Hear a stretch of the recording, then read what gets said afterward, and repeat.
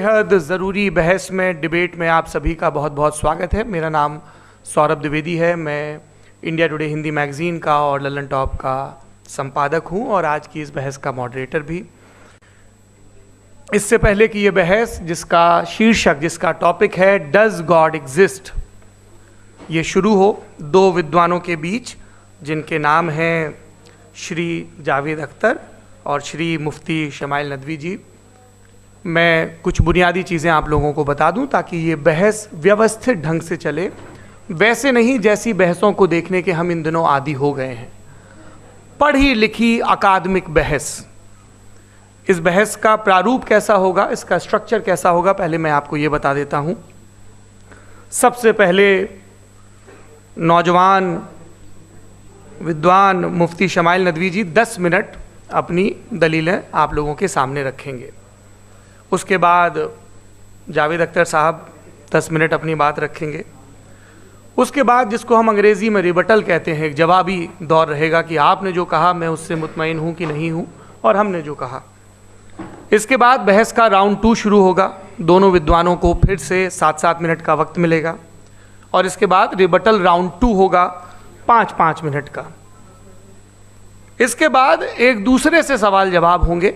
इसके लिए हमने लगभग 16 मिनट का वक्त तय किया है। अब ये सवालों की प्रकृति पर निर्भर करता है कि कितने सवाल होंगे, इसीलिए हमने वक्त की पाबंदी रखी है। और इसके बाद आखिरी में 5-5 मिनट का वक्त दोनों विद्वानों को एक बार फिर से दिया जाएगा अपने क्लोजिंग आर्ग्यूमेंट के लिए।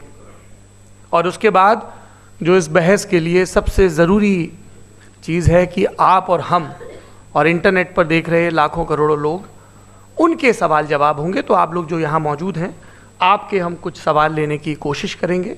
30 मिनट का वक्त हमने उसके लिए तय कर रखा है। इस तरह से ये 2 घंटे की बहस पूरी होगी। 2-3 बुनियादी बातें हैं जिनका हमें ध्यान रखना है। किसी भी किस्म की नारेबाजी में हमें शरीक नहीं होना है। ये हल्ला गुल्ला नहीं है, क्योंकि पूरी दुनिया देख रही है, तो एक नज़ीर कायम करनी है, एक उदाहरण लोगों के सामने रखना है कि पढ़े लिखे लोग इत्तेफाकी और नाइत्तेफाकी रखते हुए भी, एक दूसरे से सहमति और असहमति रखते हुए भी बात कह सकते हैं। यहाँ पर मेरे JNU के प्रोफेसर बैठे हैं, पुरुषोत्तम अग्रवाल जी, जिन्होंने हमें क्लास में सिखाया है कि सहमति का साहस और असहमति का विवेक, और इसका ठीक उलट भी, ये बड़ा ज़रूरी है। दूसरी बात, ये किसी एक धर्म के बारे में बहस नहीं है, ये बात सबको स्पष्ट होनी चाहिए। किसी धर्म को महान बताने या किसी धर्म को कमतर बताने की ये बहस नहीं है। तो यदि कोई इस उम्मीद से देख रहा है या यहाँ आया है, तो मैं आपको आश्वस्त करना चाहता हूँ कि आपको नाउम्मीदी हाथ लगेगी। इस बहस में बहुत ज़्यादा धार्मिक प्रतीकों के इस्तेमाल को लेकर भी ये दोनों लोग जो अभी आपको गंभीर दिख रहे हैं, भले लोग हैं, कल शाम को चाय पर मिले थे, बहुत हंसी मजाक भी इनके बीच हुआ था और गलबैयाँ डालते हुए एक तस्वीर भी हुई थी। ये इस बात का प्रमाण है कि इंटरनेट पर जो हल्ला मचा हुआ है उसके मुकाबले ये दोनों लोग बहुत ही अच्छे शांत ढंग से बहस के लिए राज़ी हो गए हैं। ट्विटर की बातें ट्विटर तक सीमित, एलन मस्क आजकल उसको एक्स कहते हैं। और अब इस बहस की शुरुआत मैं इन विद्वानों का, हालांकि इनको परिचय की ज़रूरत नहीं, पर हो सकता है, हमें पत्रकारिता में सिखाया जाता है कि नेवर अज्यूम, विज्ञान भी यही कहता है। मुफ्ती शमाइल नदवी साहब इस्लामिक विद्वान, शिक्षाविद हैं, कोलकाता के वाहियान फाउंडेशन के संस्थापक हैं, लखनऊ की प्रतिष्ठित दारुल उलूम नदवतुल उलमा से ग्रेजुएशन किया है, सोशल मीडिया और सार्वजनिक मंचों पर अध्यापन और बौद्धिक कामों में सक्रिय हैं और इस समय इंटरनेशनल इस्लामिक यूनिवर्सिटी मलेशिया से PhD कर रहे हैं। अच्छी बात यह है कि पढ़ाई के साथ साथ ट्रैवल ब्लॉग भी बनाते हैं। पेट्रोनस टावर के सामने का ब्लॉग हमने देखा। हमारे साथ जावेद अख्तर साहब हैं।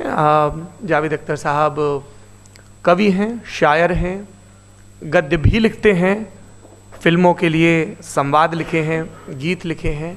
इससे इतर ये वैज्ञानिक सोच को लेकर या अपने डिक्लेयर्ड एथिज्म को लेकर भी मुखर रहते हैं और अपने तहीं रैशनैलिटी की बात करते हैं। देवियों और सज्जनों, डज गॉड एग्जिस्ट, इस सवाल का जवाब सब अपने अपने तहीं खोजने की कोशिश कर रहे हैं। कोई इसको गॉड डैम पार्टिकल की खोज बताता है, कोई गॉड पार्टिकल की खोज बताता है, कोई हिग्स बोसान की खोज बताता है, कोई ये सवाल जवाब तलाशने की कोशिश करता है कि मास एग्जिस्टेंस में आखिर आया कैसे, हुआ क्या था, सृष्टि के पहले, समय के पहले क्या था। और कोई ये कहता है कि ये सारी खोजें जिस मस्तिष्क में हो रही हैं प्रकृति के क्रम में, वो कैसे विकसित हुआ। मैं उम्मीद करता हूँ कि हम आज इन बुनियादी सवालों के कुछ जवाब हासिल करने में कामयाब हूँ। मैं सबसे पहले मंच पर आमंत्रित कर रहा हूँ मुफ्ती शमाइल नदवी साहब को। आइए सर जी।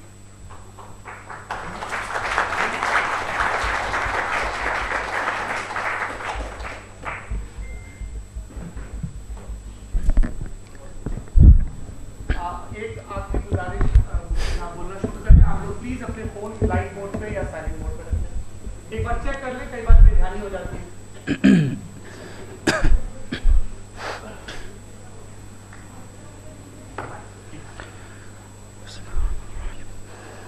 तमाम तारीफ़ें उस क्रिएटर के लिए जिसने इस यूनिवर्स को एक मकसद के तहत पैदा किया है।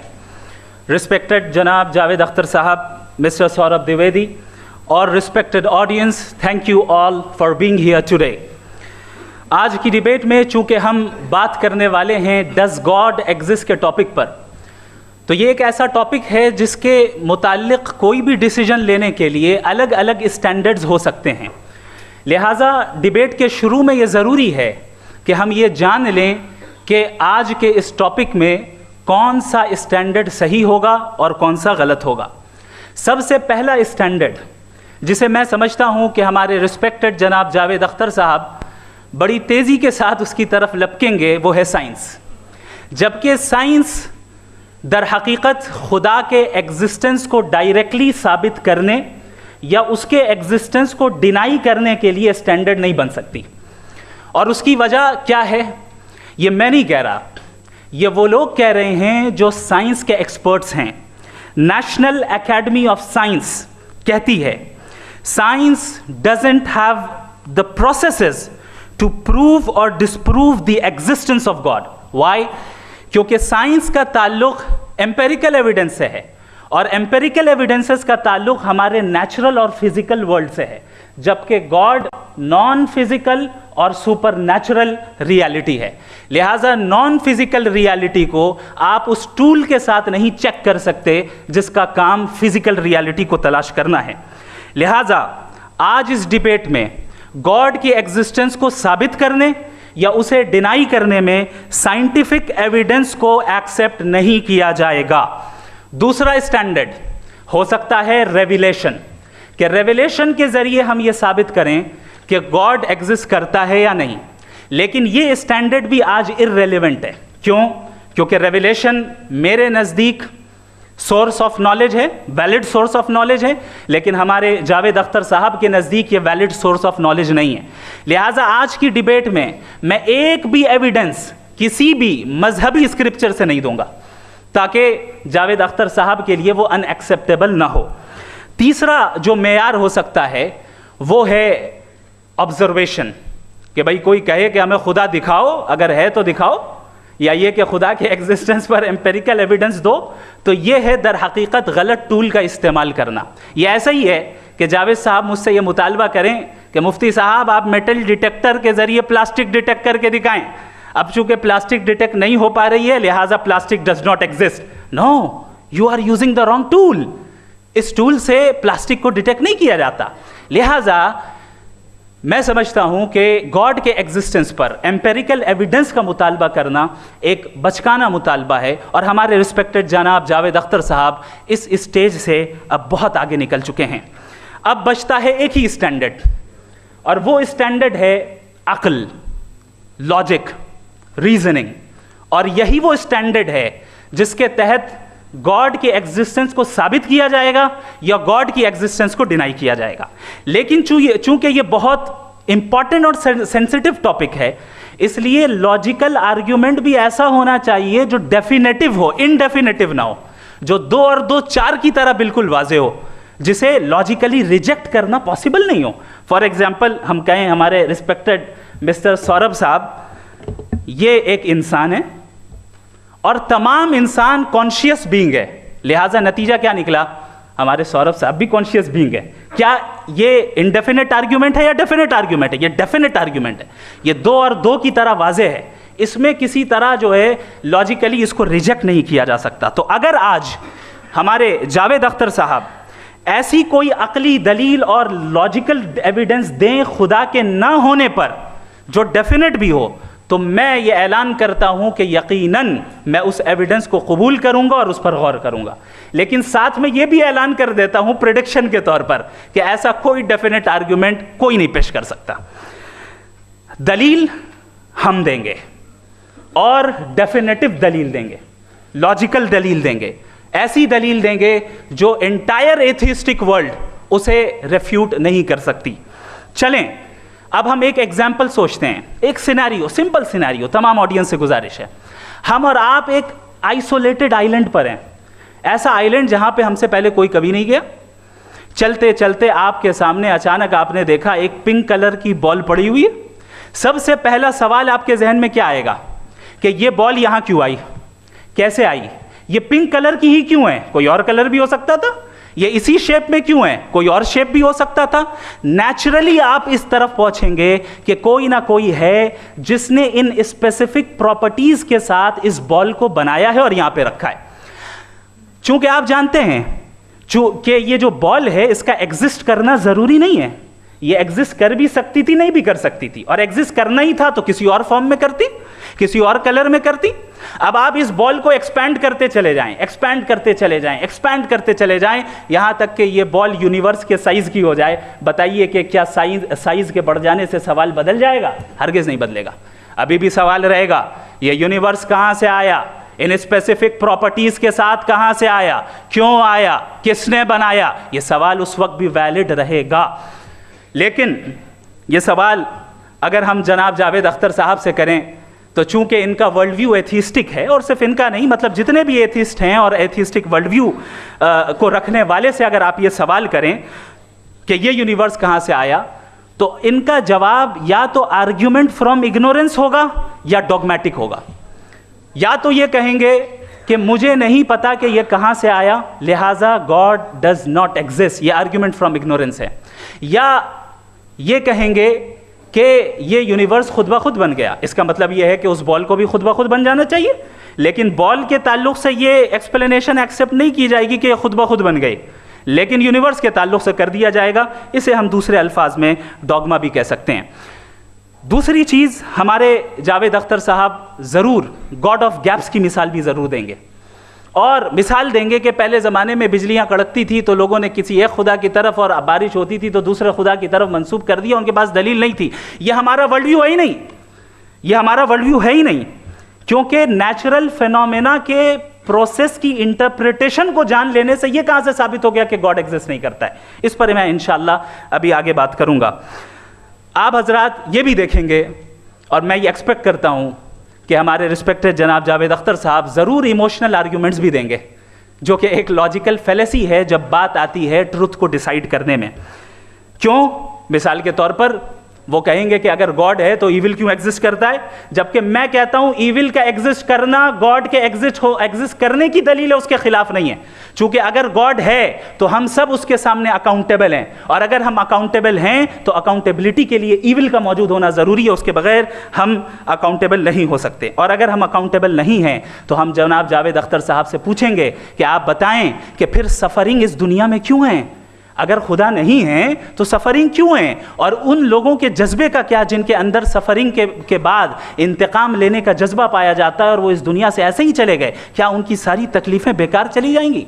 अब आ जाएं उसी एग्जाम्पल की तरफ कि बॉल, मुझसे अगर कोई पूछे इस बॉल को किसने बनाया और या इस एक्सपेंडेड बॉल को किसने बनाया, मैं कहूँगा कि चूंकि ये यूनिवर्स और इस यूनिवर्स की तमाम चीज़ें कॉन्टिंजेंट हैं। कॉन्टिंजेंट होने का मतलब ये होता है कि जो अपने एग्जिस्टेंस पे किसी के ऊपर डिपेंड करती हो, तो जाहिर है ये यूनिवर्स कॉन्टिंजेंट है। और अगर कोई चीज़ कॉन्टिंजेंट नहीं है तो मैं रिक्वेस्ट करूंगा कि मुझे दिखा दें कि कौन सी चीज़ यूनिवर्स में कॉन्टिंजेंट नहीं है, हम भी ज़रा गौर कर लें और हम भी देख लें।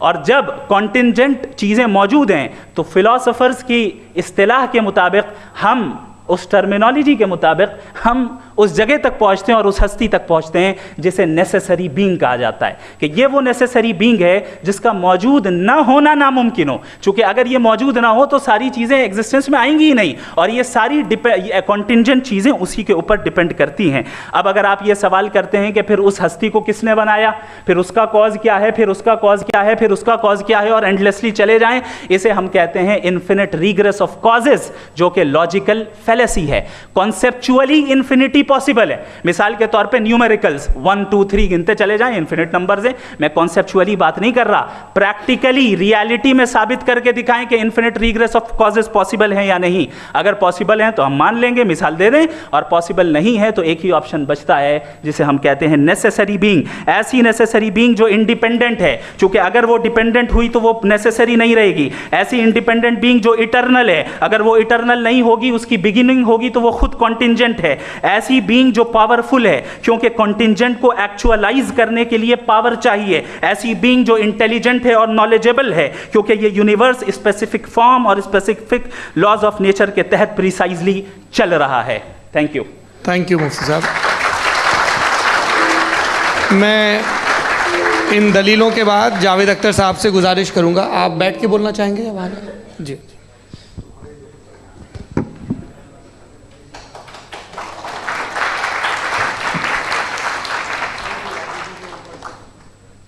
पहले तो मैं मुफ्ती साहब को एक अच्छी खबर देना चाहूँगा कि मेरी नॉलेज साइंस के बारे में बड़ी मामूली है, तो आप फिक्र ना करें उसकी, लेकिन कुछ कॉमन सेंस है मुझ में। देखिए, ये खुदा का तस्वुर कोई नया तस्वुर नहीं है, ये सदियों से रहा है।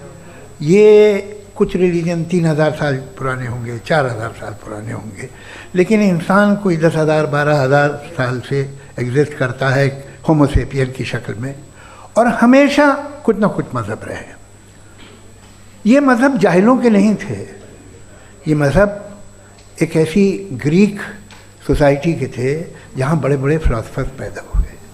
ये मज़हब इजिप्शियंस के थे जिन्होंने पिरामिड्स बनाए थे। ये रोमन्स के थे कि जिनका आर्किटेक्चर और सेनेट यानी पहली बुनियाद डेमोक्रेसी की लिमिटेड थी, मगर डेमोक्रेसी थी, ये उन लोगों ने किए थे। तो इनका जो जुपिटर था, रा था, ज़्यूस था, उन्हें उस पर इतना ही एतमाद था जितना आज किसी मजहबी आदमी को अपने खुदा पे होगा। क्रिश्चियनिटी आने से पहले यूरोप में एक मज़हब था जर्मेनिक रिलीजन। उसका एक खुदा था, उसकी एक बीवी थी, उसके 2 बेटे थे, एक बेटी थी। फिर जर्मनी में जब यूरोप में क्रिश्चियनिटी आई तो वो खुदा, उसकी बीवी और पूरे ख़ानदान चला गया। तो हमने, अगर हम हिस्ट्री देखें तो खुदा जो हैं वो ज़्यादातर फ़ानी हैं, वो हमेशा रहे नहीं। और वो जो लोग इन्हें मानते थे उनको आप कहें वो तो जाहिल थे, उन्हें तो कुछ पता ही नहीं था, ऐसा नहीं है। वो अपने वक्त में बड़े काबिल लोग थे और अपने वक्त में उन्होंने बड़े बड़े काम किए हैं, फिलोसफर्स थे, साइंटिस्ट थे। लेकिन उनका मज़हब कहाँ गया, उनके खुदा कहाँ गए? आज जो खुदा हैं दुनिया में लोग उन्हें मानते हैं। आपको क्या मालूम कि कितने बरसों के बाद क्या होने वाला है? हम यूरोप में देखते हैं तो चर्च खाली हैं। तो वक्त के साथ चीज़ें बदलती हैं। जहाँ तक इसका ताल्लुक़ है मज़हबों का, हर मज़हब आपसे एक चीज़ मांगता है, फेथ। ये फेथ क्या चीज़ होती है? What is the difference between faith and belief? ये तो बहुत ही अहमक़ाना बात होगी कि कोई आदमी कहे साहब अगर खुदा है तो मुझे दिखाइए। ये तो जाहिलाना बात हुई। मैंने तो नॉर्थ पोल नहीं देखा है, मगर मैं मानता हूँ कि नॉर्थ पोल है। मैं क्यों मानता हूँ? इसलिए कि अगर ये दुनिया राउंड है तो उसका कोई टॉप होगा। कुछ लोग हैं जो वहाँ गए भी हैं, कॉमन सेंस कहता है कि ऐसा होगा, सबूत है, गवाह है, रीज़न है। तो ये मेरा फेथ नहीं है। तो फेथ में और बिलीफ में डिफरेंस क्या है? जो मज़हब मांगता है आपसे, हर मज़हब फेथ मांगता है। फेथ का मतलब ये है कि ना कोई गवाह हो, ना कोई सबूत हो, ना कोई रैशनल हो, ना कोई लॉजिक हो, ना कोई प्रूफ हो, मगर तुम एक बात को मानो। ये है फेथ। वरना बिलीफ होता। अगर इसमें कुछ भी सबूत होते, गवाह होते, तो फिर इसे आप बिलीफ कहते हैं। जैसे मेरा बिलीफ है कि नॉर्थ पोल है, मेरा फेथ थोड़ी है। फेथ इन तमाम शर्तों को रद्द करता है। तो फिर स्टुपिडिटी क्या है? अगर मैं एक बात ऐसी मानूं जिसकी ना कोई लॉजिक है, ना कोई रैशनल है, ना कोई प्रूफ है, ना कोई गवाह है, ना कोई सबूत है, और मैं उसे मानूं, तो ये स्टुपिडिटी हुई। इसे ही भाई कल को मैं यकीन कर लूं कि एलॉन मस्क जो है मेरा भाई है, तो मुझे इंतहाई खुशी होगी, सुकून भी बहुत मिलेगा मुझे। लेकिन और कहे भाई क्यों मानते हो, क्या सबूत है भाई, वो तो अमेरिकन है और तुम तो इंडियन हो, वो तो नस्ल अलग है, तुम्हें कभी मिले भी नहीं। साहब देखिए मेरा फेथ है, इस पर बात न किया। फेथ का मतलब ही यह है कि आप प्रूव नहीं कर सकते। अगर आप प्रूव कर सकते हो तो फेथ की ज़रूरत ही नहीं, फिर तो आप बात करेंगे, आप कितनी बहस कर लीजिए। अल्टीमेटली दुनिया का हर मज़हब फेथ पे टिका है, और फेथ का मतलब है एक ऐसा यकीन जिसका कोई सबूत, कोई गवाह, कोई रैशनल नहीं। अब आप ये कहें, क्या आप ये क्यों कह रहे हैं कि साहब ये कायनात किसने बनाई? कमाल ये है कि आपने बताया कि एक आइलैंड पे गए और एक बॉल देखी। आपने ये नहीं कहा कि आइलैंड किसने बनाया, आपको सिर्फ बॉल पे हैरत हुई। हमने आइलैंड पे हमने हैरत नहीं की, होते हैं आइलैंड। इसी तरह ये आइलैंड है, सितारे, ये गैलेक्सीज, ये सब आइलैंड हैं, खला में। हम उन्हें टेकन फॉर ग्रांटेड लेते हैं, हम पूछते नहीं किसने बनाए। आपने जजीरे के बारे में भी नहीं पूछा है। मेरी पैदाइश कैसे हुई? क्या मैं प्लान्ड पैदा हुआ था? I was plan to be born, या एक लकी स्पर्म था जो किसी एग से चिपक गया? मेरी पैदाइश रैंडम। और इंसाफ जिसे आप कहते हैं, इंसाफ का तो नेचर से कोई वास्ता ही नहीं। जो आप कहते हैं कि एक दिन इंसाफ मिलेगा, इंसाफ is a human concept, nature में कोई इंसाफ नहीं। अगर शेर हिरन को खा जाता है तो उसे कोई सजा नहीं मिलती। अगर एक आंधी आती है और हरे भरे पेड़ों को उखाड़ के फेंक देती है तो आंधियों की जेल नहीं होती है। नेचर में इंसाफ नहीं, इसलिए मुझे नेचर को इंसाफ की ज़रूरत भी नहीं। नेचर तमाम एक है। अब हम कहें कि साहब ये देखिए जो मैंने खाना खाया था, ये मेरी आँख तो नहीं यूँ कर दिया उसे, तो इसे सज़ा मिलनी नहीं, वो सिस्टम है, ऐसे ही चल रहा है। नेचर बग़ैर इंसाफ के है। इंसाफ इज़ अ ह्यूमन कॉन्सेप्ट। तो जो आपसे कहता है कि मैं तुम्हें इंसाफ दूंगा, वो इंसानी जहन की पैदावार है। ये नेचुरल है ही नहीं, ये आसमानी है ही नहीं। नेचर का तस्वुर, इंसाफ का तस्वुर। भाई आप साथ मिलते हैं, अब आप लेफ्ट हैंड ड्राइव करते हैं, ये क्या है? तमाम सच, तमाम नेकी, तमाम शराफत लेफ्ट हैंड ड्राइव है। वरना क्या होगा, या तो आप क्रॉस कर देंगे, आपका एक्सीडेंट हो जाएगा, या आप किसी को मार देंगे, या ट्रैफिक जैम हो जाएगा। झूठ, बेईमानी, रिश्वतखोरी, ये तमाम जो है driving on the wrong side है। इसके ऊपर कुछ नहीं। ये तो हमने बनाया, जैसे हमने लेफ्ट हैंड ड्राइव बनाई है। ये कॉन्सेप्ट ऑफ इंसाफ जो है ये हमारा है, इसका नेचर से कोई वास्ता नहीं। शेर खा जाता है हिरन को, उसे जेल होती है क्या? कुछ भी नहीं, है ही नहीं। तो ये जो दुनिया के रिलीजन प्रॉमिस करते हैं आपसे इंसाफ, इसी से मालूम होता है कि ये मैन मेड है। ये तसव्वुर कहीं और का है ही नहीं। जो नेचर है, कुछ लोग कहते हैं नेचर ही खुदा है, तो नेचर में तो इंसाफ नहीं कहीं। और आप वादा कर रहे हैं कि तुम्हें मरने के बाद इंसाफ मिलेगा। मुझे अगर मिलेगा तो मैं बहुत खुश होऊंगा, लेकिन मैं यकीन नहीं कर पाता हूँ, इसलिए कि मैं फेथ नहीं पैदा कर सकता। The very fact that religions demand faith, इसका मतलब है कि उनके पास जस्टिफिकेशन नहीं है। अच्छा साहब, फिर रिलीजन अगर मॉडरेशन में है, कोई सा भी रिलीजन, वो आप में कुछ खूबियाँ भी पैदा करता होगा। देखिए उससे ये फ़ायदा है, वो फ़ायदा है। अल्कोहल जो है वो ज़्यादातर दवाओं में यूज़ होती है।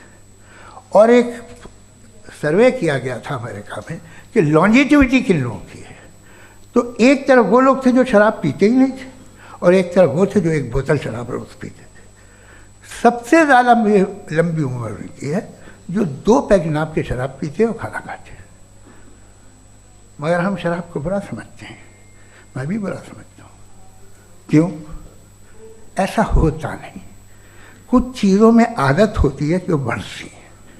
आज तक में एक आदमी दूध पीता है, आप 10 साल बाद भी मिलेंगे तो एक ही गिलास पीता होगा। ऐसा नहीं होता, सुबह से दूध पीता रहता है।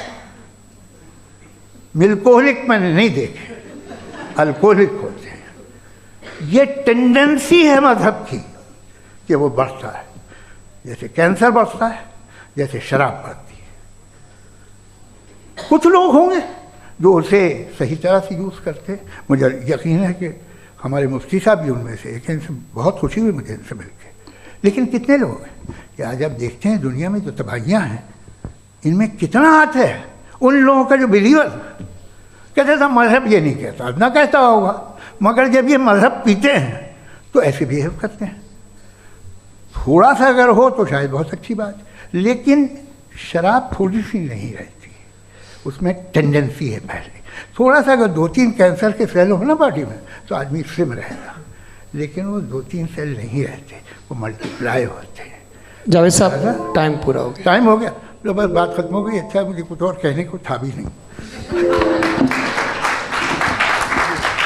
जी, मैं पहले जवाबी दौर के लिए इनवाइट कर रहा हूँ मुफ्ती साहब को। Your rebuttal round 1, you have 7 minutes.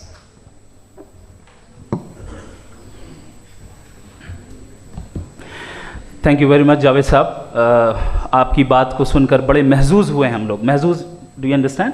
We enjoyed. Okay, अब थोड़ा सा लॉजिकली उसको हम लोग देखते हैं। दरअसल हम लोगों ने कल गुजारिश की थी मुफ्ती साहब से भी, जावेद साहब से भी, कि हिंदुस्तानी ज़बान आम फहम सबको समझ में आ जाए और जहाँ कहीं आप मुश्किल शब्द इस्तेमाल करें वहाँ बताते भी चलें। Thank you. तो सबसे पहले हमारे रिस्पेक्टेड जावेद साहब ने हवाला दिया कि खुदा फ़ानी है।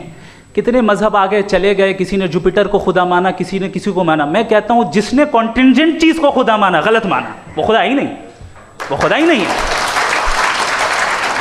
हम तो नेसेसरी बीइंग को साबित करने बैठे हैं, वो नेसेसरी कॉज जो इटरनल है, जो अबदी भी है और अजली भी है। हम किसी और को साबित करने नहीं बैठे। दूसरी चीज़ उन्होंने कहा कि फेथ एंड बिलीफ, ये एक ऐसी डेफिनेशन है फेथ की जो इन्होंने पहली मर्तबा पेश की है, या माफ़ कीजिएगा, इन्होंने पहली मर्तबा पेश नहीं की है, रिचर्ड डॉकिंस ने पहली मर्तबा पेश की है। मुझे मालूम है ये सोर्स कहाँ से है।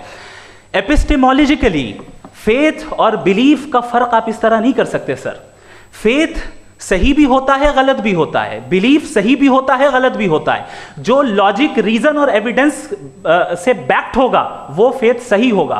और आप जिस फेथ की बात कर रहे हैं कि इलॉजिकल है और उसके पीछे नहीं है, तो we are on the same page.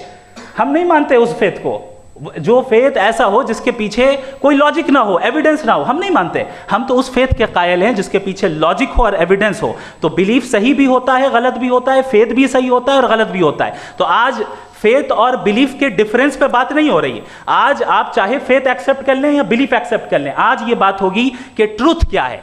चाहे ट्रू बिलीफ सही है या ट्रू फेथ सही है, और फॉल्स फेथ क्या है और फॉल्स बिलीफ क्या है, बात इस पे हो रही है। दूसरी चीज इन्होंने पूछा, स्टुपिडिटी फिर क्या है? अगर फेथ रिलीजन स्टुपिडिटी नहीं है तो और क्या है? चूंकि फेथ का मुतालबा करते हैं तो स्टुपिडिटी क्या है?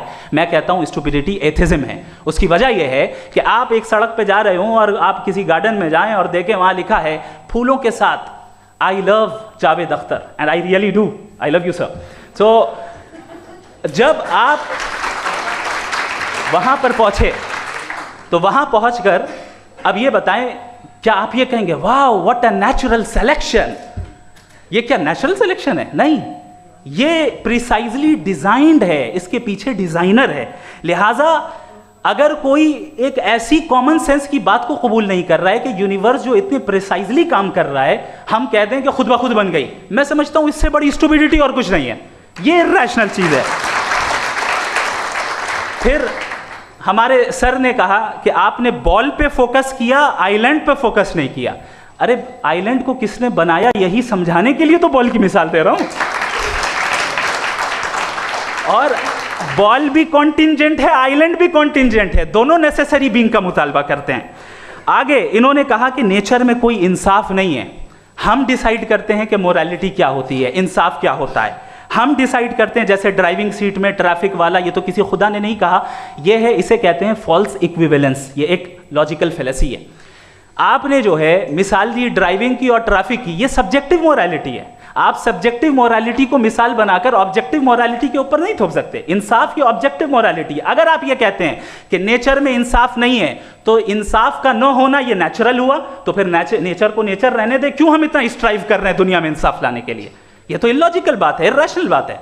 इसलिए बहुत सी चीजें ऐसी हैं जो ऑब्जेक्टिवली जो है इविल या गुड हैं, और बहुत सी चीजें ऐसी हैं जो सब्जेक्टिवली हैं। सब्जेक्टिवली जो मोरल होता है या इमोरल होता है, उसको हम सोशल कंसेंसस से या पर्सनल प्रेफरेंस से डिसाइड करते हैं। लेकिन जो ऑब्जेक्टिव मोरालिटी है, जिसमें इंसाफ आया, जो इन्होंने बार बार रिपीट किया, ये ऑब्जेक्टिव है, सब्जेक्टिव नहीं है। अगर आप कहते हैं ये सब्जेक्टिव है, तो मेरा सवाल आपसे ये है, क्या सोशल कंसेंसस के जरिए अगर जुल्म को सही करार दे दिया जाएगा तो आप जुल्म को जस्टिफाई करेंगे? दूसरी चीज इन्होंने ये कहा कि 2 पैक शराब पी लें तो वो उतने पे नहीं रहता, बढ़ जाता है। यही मामला मजहब के साथ है, 2 पैक आप पी लें बढ़ेगा। तो ये एक ऐसी मिसाल है, इसको कहीं भी फिट कर लें कि आप एथिज्म पे जब फिट करें, जब आप 2 पैक एथिज्म का लेंगे ना, तो वो बढ़ बढ़ के नॉर्थ कोरिया बनेगा। Thank you.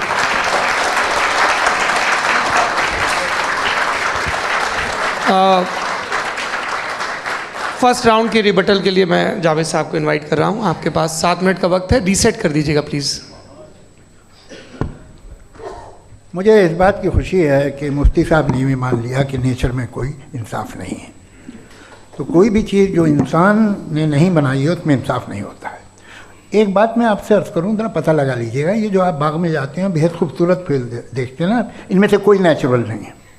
ये सारे फूल क्रॉस करके बनाए गए हैं।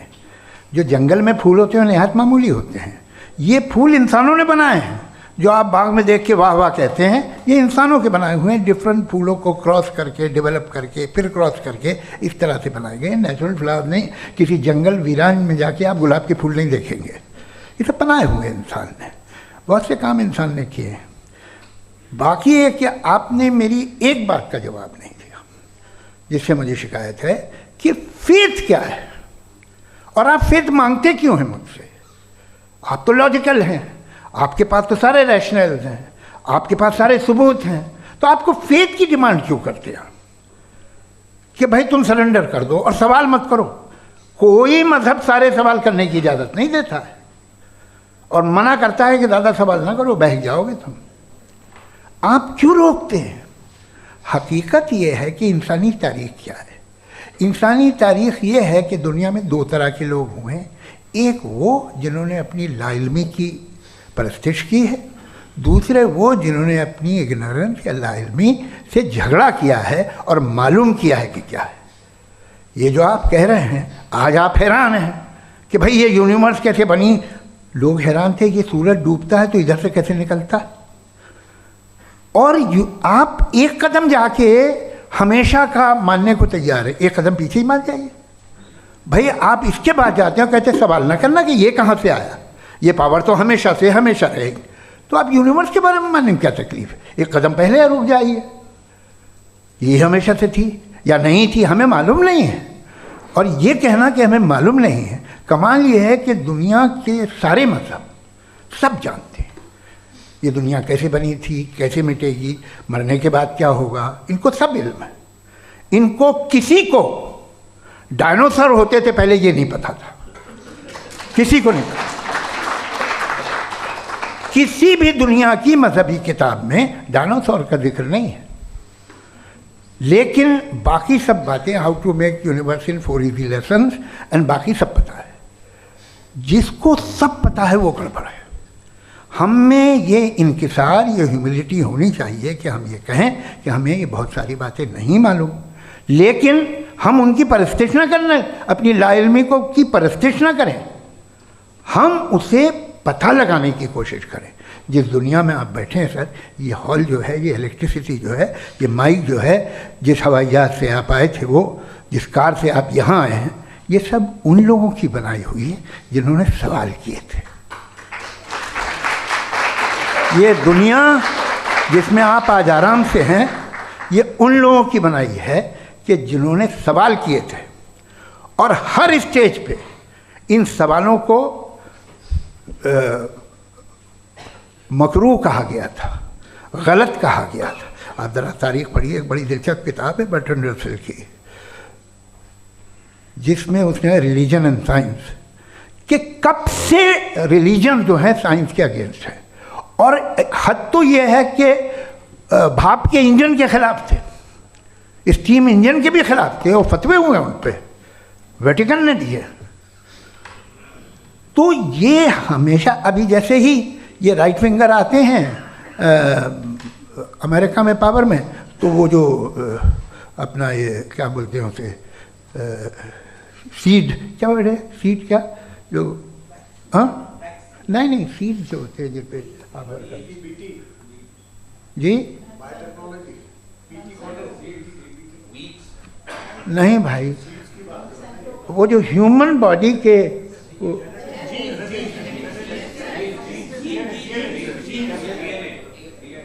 उस पर रिसर्च बंद हो जाती है, रिपब्लिकन नहीं करने देते। अरे भाई इतना डर क्या है तुम्हें? एक ज़माने में बहुत नाराज़ थे ये सारे मजहबी लोग कि ये इंसान तो इंसान बनाने की कोशिश कर रहा है। आपको क्या तकलीफ भाई, बना ले तो बना लेने दो, ये खौफ क्या है? और ये सब आज जो आप कह रहे हैं नामुमकिन है, ये कैसे हुआ? मुझे एक किस्सा याद आता है। जब मैं छठी क्लास में था तो मैं मैथमेटिक्स में बहुत वीक था, तो एक टीचर रख दिया गया, उसने 1 2 3 4 5 6 7 तो सिखा दिया मुझे। वो दिन मैं भूल नहीं सकता हूँ मुफ्ती साहब, जिस दिन उसने ये बताया कि 1/2 क्या होता है और 3/4 क्या होता है, मुझे ऐसा लगा कि मेरा सर बीच से फट जाएगा। ये आदमी कह रहा है कि जो दीवार के अंदर जाओ वॉक करते हुए। आज हंसता हूँ मैं इस बात पे। तो आज जो बातें आपके जहन से बिल्कुल परे हैं और आप हैरान होते हो उन्हें देख के, एक वक्त आएगा कि मामूली लगेंगे। और हुआ है, आपकी इंसानी तारीख़ ही है। इतनी जल्दी सारे फैसले आप मत कर लीजिए, थोड़ा ये ह्यूमिलिटी रखिए कि भाई ये हमें नहीं मालूम। ये कहने में क्या आ रहा है? ये यूनिवर्स कहाँ तक फैली, ये कब से है और कब तक रहेगी, हमें नहीं मालूम। आपने फैसला कर लिया कब बनी। ये आपके हिसाब से कोई 14 बिलियन ईयर बनी जो समझा जाता है। उससे पहले हज़ारों करोड़ों अरबों साल तक खुदा बैठा क्या कर रहा था? खामोश बैठा था, ऐसे ही जमाइयाँ ले रहा था।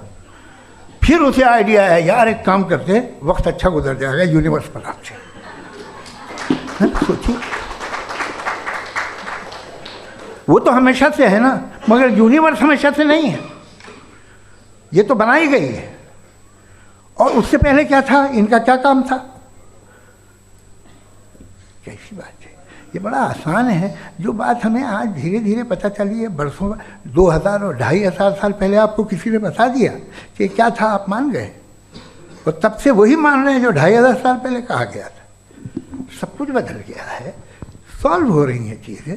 अभी साइंस बिल्कुल दावा नहीं करती, या कोई फिलोसफर ये दावा नहीं करता कि हमें सब मालूम, बल्कि वो कहता है कि हमें जितना मालूम होता है उससे ये मालूम होता है कि हमें कितना कम मालूम।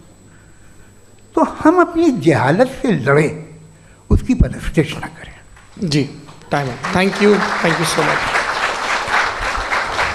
मैं तर्कों की श्रृंखला में राउंड 2 के लिए मुफ्ती साहब को आमंत्रित कर रहा हूँ। आपके पास एक बार फिर से 7 मिनट का वक्त है। शुक्रिया। जनाब जावेद अख्तर साहब कई मरतबा दोहरा रहे हैं कि फ़ेथ का मतलब बताइए, फ़ेथ का मतलब बताइए। मैंने बता दिया, फ़ेथ सही भी होता है, गलत भी होता है। और आज हम फ़ेथ पे बात नहीं कर रहे, हम ट्रुथ और डज गॉड एग्जिस्ट पे बात कर रहे हैं। क्या डज गॉड एग्जिस्ट, ये ट्रुथ यानी गॉड है या नहीं है, इसमें से दोनों ट्रुथ क्या है। अब आप उसे फेथ कह लें, बिलीफ कह लें, नॉट माई बिजनेस। उसके बाद आपने कहा कि भाई सवाल करने से मजहब रोकता है। मैं कहता हूँ जो रोकता है वो रोकता होगा, मैं नहीं रोकता, बल्कि सवाल करें, सवाल करना चाहिए। सवाल कर करके तो हम आगे बढ़ते हैं, तरक्की करते हैं, और इसीलिए मैं आज यहाँ पे आया हूँ। लेकिन सवाल सिर्फ खुदा से नहीं होगा, आपसे भी होगा। सवाल एथिज्म से भी होगा, सवाल सिर्फ मजहब से नहीं होगा, सबसे होगा। और आज मैं सवाल करूंगा और उम्मीद है कि आप जवाब देंगे। अभी तक आपने वैसे कॉन्टिंजेंसी आर्गुमेंट का कोई जवाब नहीं दिया है। चलें, आपने कहा यूनिवर्स के बारे में इटर्नल क्यों नहीं बोल देते। ये चूंकि लॉजिकली पॉसिबल ही नहीं है कि यूनिवर्स इटर्नल हो। यूनिवर्स एक कॉन्टिंजेंट चीज़ है जो टाइम एंड स्पेस के पाबंद है, टाइम एंड स्पेस से बाउंड है। जो टाइम एंड स्पेस से बाउंड होगा वो कॉन्टिंजेंट होगा, जो कॉन्टिंजेंट होगा वो उसकी बिगिनिंग हुई होगी, जिसकी बिगिनिंग हुई होगी वो इटर्नल नहीं हो सकता। ये तो कॉमन सी बात है। आपने कहा कि किसी मजहबी किताब में डायनासोर का जिक्र नहीं है। अफसोस कि आज तक किसी मैथमेटिक्स की किताब में मुझे डायनासोर का जिक्र नहीं मिला। तो इसका मतलब मैथमेटिक्स की किताब बेकार है? नहीं, उसका वो टॉपिक नहीं है। रेवलेशन का और मजहबी किताबों का टॉपिक ये नहीं है कि आपको आके बताए साइकिल कैसे बनाते हैं या आकर ये बताएं कि जो है डायनासोर कब था। वो तो मोरालिटी सिखाने आया है, गॉड के बारे में बताने आया, नॉन फिजिकल रियलिटी की हकीकत को सिखाने के लिए आया। रिलीजन साइंस को रोकता है? नहीं रोकता। अगर रोकता है तो गलत करता है। रिलीजन साइंटिज्म को रोकता है, जिसमें हमारे जावेद साहब मुख्तल हैं। साइंस और साइंटिज्म में फर्क है। साइंटिज्म यह है कि आप समझें कि साइंस और साइंटिफिक मेथोडोलॉजी ये नॉलेज को हासिल करने का वाहिद सोर्स ऑफ नॉलेज है। यह है साइंटिज्म। हम इसे रिजेक्ट करते हैं। हम साइंस को तो तरक्की करते हैं। भाई आप हमारी पूरी तारीख कर लें, पढ़ लें तो आपको पता चल जाएगा। बहरहाल ये अलग टॉपिक है। उसके बाद इन्होंने एक लफ्ज़ कहा, वेटिकन ने फतवा दिया। वेटिकन का फतवे से कोई ताल्लुक नहीं है, दोनों कॉन्ट्राडिक्टरी अल्फाज हैं। उसके बाद उन्होंने कहा कि भाई हमें नहीं मालूम। अगर नहीं मालूम तो क्लियरली कह देना कि नहीं मालूम है, इसमें क्या हर्ज है। तो वही तो मैं कह रहा हूं ना कि आप कह दें कि नहीं मालूम, लेकिन क्लेम क्यों कर रहे हैं कि गॉड एग्जिस्ट नहीं कर रहा है। आप कह दें नहीं मालूम है, हो सकता है हो सकता ना हो, लेकिन आप क्लेम कर रहे हैं। The moment you say God does not exist, this is a claim and now the burden of proof is upon you too, जैसे हमारे ऊपर है। और क्यों है मैं बताता हूं, क्यों है ये भी मैं बताता हूं। फिलोसॉफिकली जो क्लेम होता है ना, सिर्फ ये नहीं होता कि इंसान कहे पॉजिटिव क्लेम करे और नेगेटिव क्लेम करे तो बर्डन ऑफ प्रूफ नहीं है। आप मिसाल के तौर पे मैं कहूं कि फुला उस कमरे में कोई नहीं है, मैंने एक नॉलेज का क्लेम किया है। उस कमरे में कोई नहीं है, मैंने एक नॉलेज का क्लेम किया। या तो मैं कहूं मुझे नहीं पता, हो भी सकता है नहीं भी हो सकता है, this is not a claim. लेकिन जब मैं कह रहा हूं कि वहां कोई नहीं है या मैं कह रहा हूं वहां कोई है, दोनों क्लेम है और दोनों के ऊपर बर्डन ऑफ प्रूफ है। हमारे ऊपर भी बर्डन ऑफ प्रूफ है। मैंने कंटिंजेंसी आर्ग्यूमेंट दिया, इसे तोड़कर दिखाइए। आखिरी चीज इन्होंने कहा कि खुदा दुनिया बनाने से पहले 150 साल पहले या करोड़ों साल पहले क्या कर रहा था। अरे हजरत, चलें बहरहाल मैं जवाब दे देता हूं। आप हमारे रिस्पेक्टेड पर्सनालिटी हैं, अगर आप नहीं होते तो मैं इसे एंटरटेन ही नहीं करता। टाइम ये 100 साल पहले या 100 साल बाद, पहले बाद में अभी, ये वो अल्फाज हैं जिनका ताल्लुक टाइम से है। टाइम शुरू ही हुआ है यूनिवर्स की बिगिनिंग के बाद, तो उसके पहले खुदा क्या कर रहा था, सवाल इलॉजिकल है, ये फेलेसी है। यानी आप ये कह रहे हैं कि यूनिवर्स के बनने से पहले खुदा क्या कर रहा था। टाइम के बनने से पहले, पहले का ताल्लुक टाइम से, टाइम उस वक्त था ही नहीं, तो ये सवाल ही इनवैलिड है खुदा के ताल्लुक से। दूसरी चीज, आर्ग्यूमेंट ऑफ कंटिंजेंसी जो मैंने आपके सामने पेश की है, आपने बार बार ये प्रूफ किया और ये कह रहे हैं कि गॉड ऑफ गैप्स। देखिए पहले नहीं मालूम था, साइंस ने कर दिया। सिंपल्स की मिसाल से मैं समझा देता हूं। जिस गैप्स की आप बात कर रहे हैं ना, साइंस उन गैप्स को जिन चीज के जरिए भी प्रूव करेगा वो कॉन्टिंजेंट ही होगा। अब चाहे वो फोर्स हो, मैटर हो या एनर्जी हो। लिहाजा सवाल हमारा उस वक्त भी वैलिड होगा जब तक कि आप नेसेसरी बीइंग पे ना आ जाएं। और इन्फिनिट रिग्रेस पॉसिबल नहीं है of causes in practical world, तो जाहिर है कहीं रुकना पड़ेगा। जहां रुकेंगे वही खुदा है। दूसरी चीज आपने ये कहा, क्या कह रहा था मैं, किस पॉइंट को? What?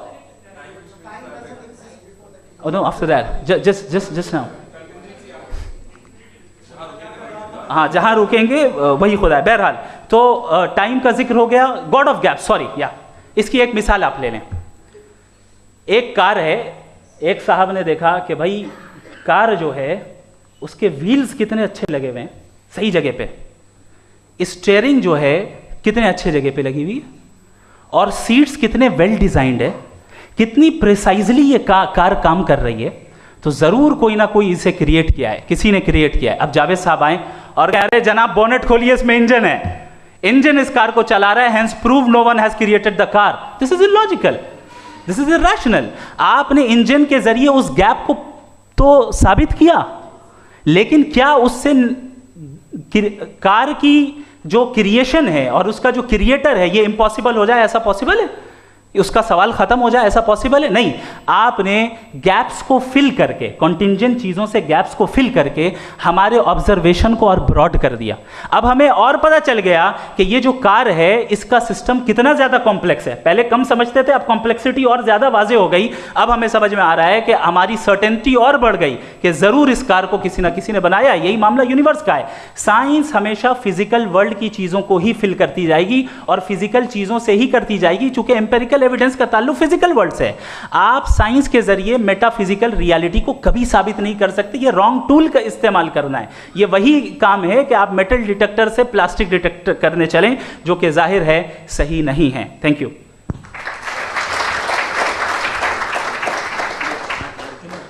जी, ये आर्ग्यूमेंट का राउंड 2 है। हाँ। 7 मिनट है। पहले तो मैं आपसे अर्ज करूं कि आपने कहा कि जब कायनात ही नहीं थी तो वक्त भी नहीं था, कुछ भी नहीं था। कैसे नहीं था? खुदा था, एक एग्जिस्टेंस तो था ना खुदा का। तो जब खुदा था तो वक्त भी होगा। ऐसा नहीं है कि कुछ भी नहीं था, खुदा था।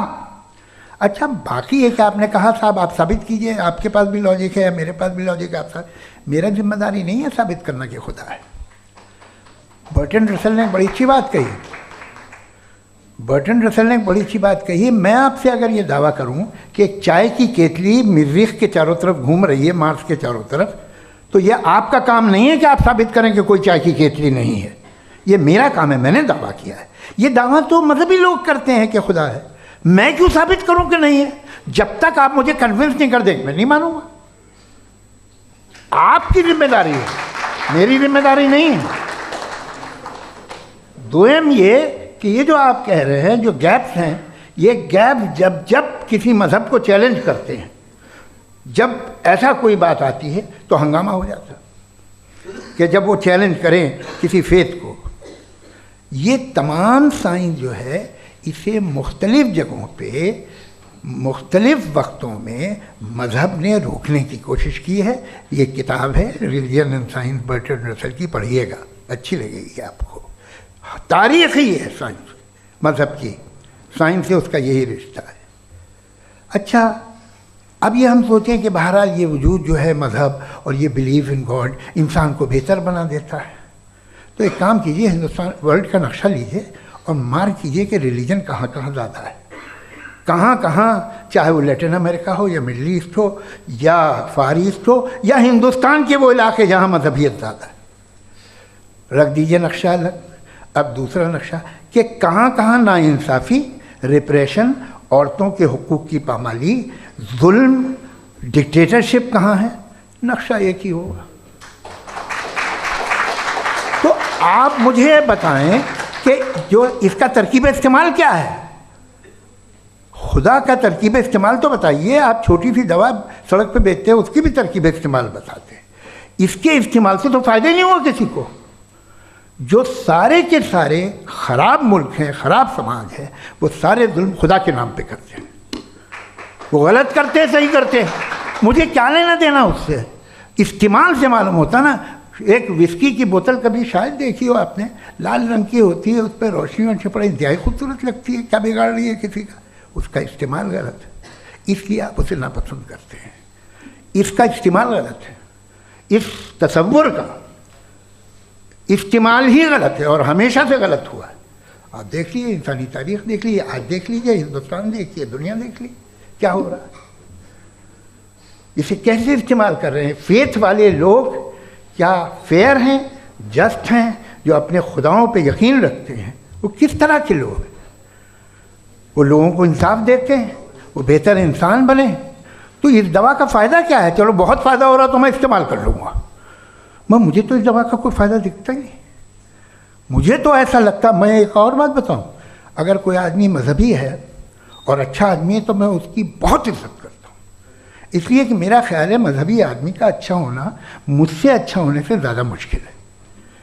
भाई हर चीज़ की एक लिमिट है। आप इतना भाग सकते हैं, इतना नहीं भाग सकते, इतना वजन उठा सकते, इतना नहीं उठा सकते, इतना दूर देख सकते हैं, इतना दूर नहीं देख सकते। उसी तरह कॉमन सेंस कहता है कि आप में नेकी का भी एक कोटा होगा। अब आप अगर सुबह जाते हैं अपनी इबादत गाह और इबादत करते हैं, तो बाहर निकलते हैं तो आप तो यही महसूस करते हैं कि आपने एक बहुत अच्छा काम किया, आपकी नेकी का एक बहुत बड़ा कोटा खर्च हो गया जिससे किसी का कोई फ़ायदा नहीं। मैं तो नहीं जाता हूँ तो मुझे तो किसी को खाना खिलाना पड़ेगा, किसी बेवा की मदद करनी पड़ेगी। मैं अपना कोटा कैसे कंज्यूम करूँ? आप अपना कोटा, सारे मजहबी लोग इंतहाई यूजलेस कामों में यूज़ करते हैं। उसके बाद भी अगर आप में बच्ची है थोड़ी सी शराफत, तो भाई वाह क्या बात है।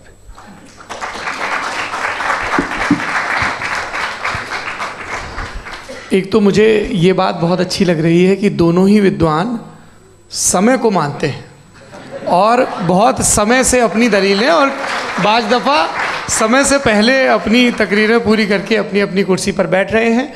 ये इस आर्ग्यूमेंट का राउंड 2 पूरा हुआ। अब रिबटल का राउंड 2 है और उसके बाद क्रॉस एग्जामिनेशन होगा। नहीं, आपका आर्ग्यूमेंट हो गया सर। हमारे यहाँ स्कूल के सिलेबस में पंच परमेश्वर कहानी पढ़ाई जाती है, प्रेमचंद जी की लिखी हुई। आप निश्चिंत रहिए, आपके कोई राउंड में मिस नहीं होने दूंगा। रिबटल का राउंड 2, मुफ्ती शमाइल नदवी साहब।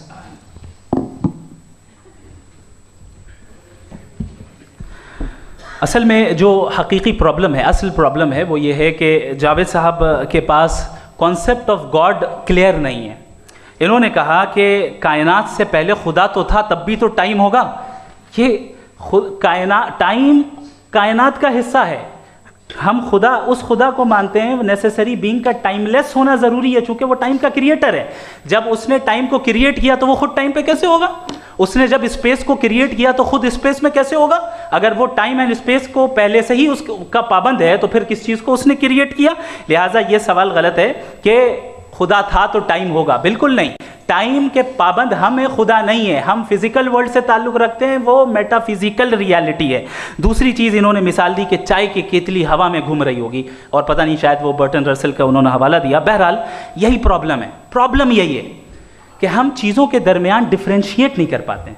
ये जो आपने मिसाल दी ये इमेजिनेशन है, और मैं जो साबित कर रहा हूँ वो लॉजिकल नेसेसिटी है। आप इमेजिन करने आए तो कुछ भी करें, जुपिटर में पिंक एलिफेंट होगा, यूनिकॉर्न होगा, करें, उससे कायनात पे क्या फ़र्क पड़ता है? उससे आप लॉजिकल नेसेसिटी साबित नहीं कर सकते। मैं तो उस प्राइम कॉज की बात कर रहा हूँ, उस नेसेसरी बीइंग की बात कर रहा हूँ जिसके बगैर इस कायनात का एग्जिस्टेंस मुमकिन नहीं है। दूसरी चीज़, मजहब को साइंस चैलेंज करती है वगैरह वगैरह, ये हमारा टॉपिक ही नहीं है। मैं इस पर बात करूँगा तो फिर मेरा वक्त चला जाएगा। मजहब के ऊपर चूँकि हमारी डिस्कशन नहीं है, साइंस को मजहब और बिलखुसूस मैं और हमारा वर्ल्ड व्यू कम अज़ कम साइंस को पीछे नहीं करता है, साइंटिज़म की मजम्मत करता है। इसकी वजाहत मैंने पहले कर दी। दूसरी चीज़ इन्होंने कहा वर्ल्ड का नक्शा लीजिए, वर्ल्ड मैप लीजिए, 2 अलग अलग जगह की। हज़रत मैंने ये होमवर्क किया था और मैंने मिडिल ईस्ट का एक नक्शा लिया और यूरोप का एक नक्शा लिया। ये मजहबी इलाका और ये लिबरल और एथीस्ट इलाका। मुझे पता चला कि सबसे ज़्यादा रेप केसेस जो हैं वहाँ पर हैं।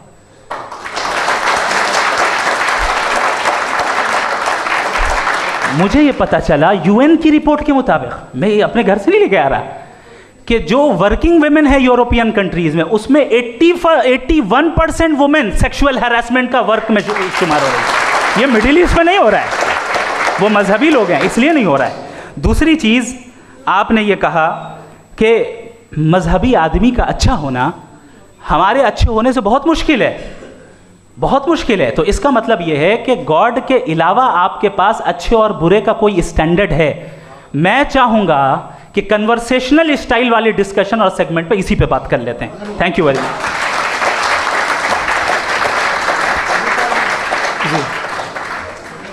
ये रिबटल का राउंड 2 है, आपके पास 5 मिनट का वक्त है और इसके बाद क्रॉस एग्जामिनेशन शुरू करेंगे। आप चाहें तो जो इन्होंने सवाल पूछे उनके जवाब आप रिबटल में भी दे सकते हैं। जी जी, देखिए पहले तो ये बात कि ये मिसाल गलत नहीं है, गलत है।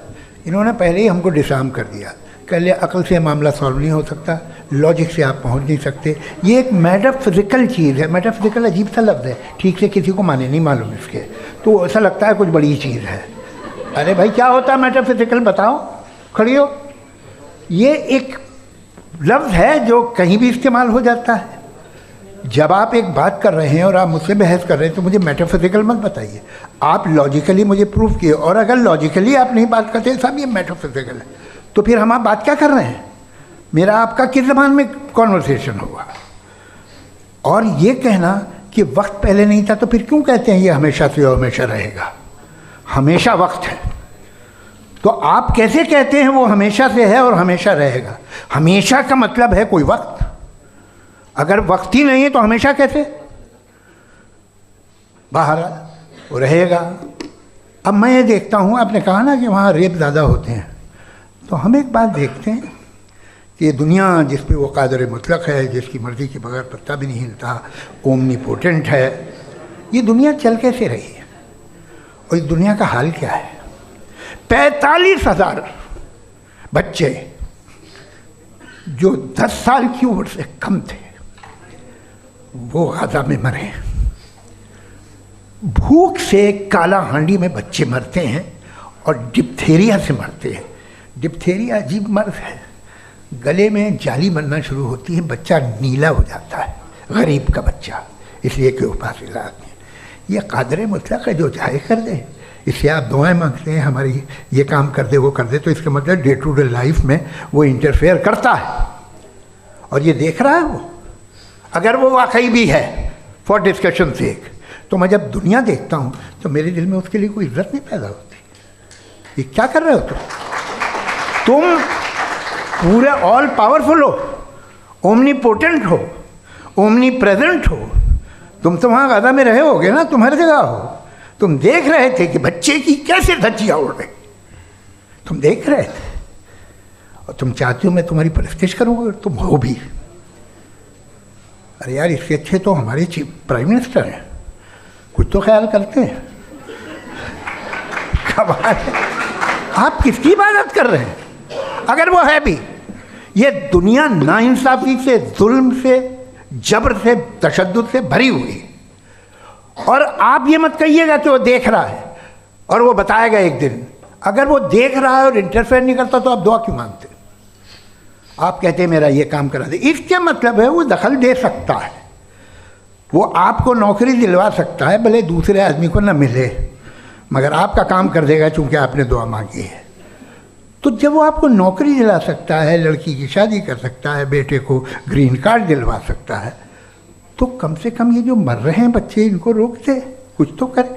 मुझे तो दुनिया में, इस दुनिया का कोई मालिक है, इसका ओमनीपोटेंट कोई रूलर है, और ये दुनिया ऐसी चल रही है।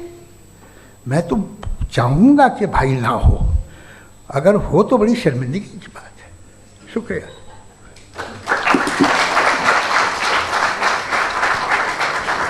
देवियों और सज्जनों, इस बहस के 2 राउंड और 2 रिबटल पूरे हो चुके हैं।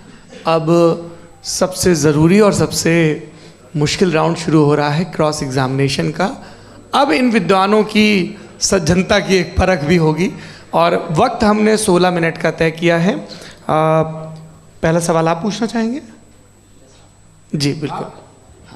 पहले बोले भी आप आप माइक ले लीजिएगा हाथ में, ये नीचे से ऑन जी। मैं बोलता हूँ, ये डायस हटा सकते हैं क्या हम थोड़ा क्विकली? डायस पीछे कर दीजिए बस थोड़ा सा, है, ताकि ये जो दाएं बाएं लोग बैठे हैं, इसे हटा ही दीजिए। अब हमें वहाँ तो जाने वाले नहीं, आराम से आराम से दोनों तरफ से हटा दीजिए।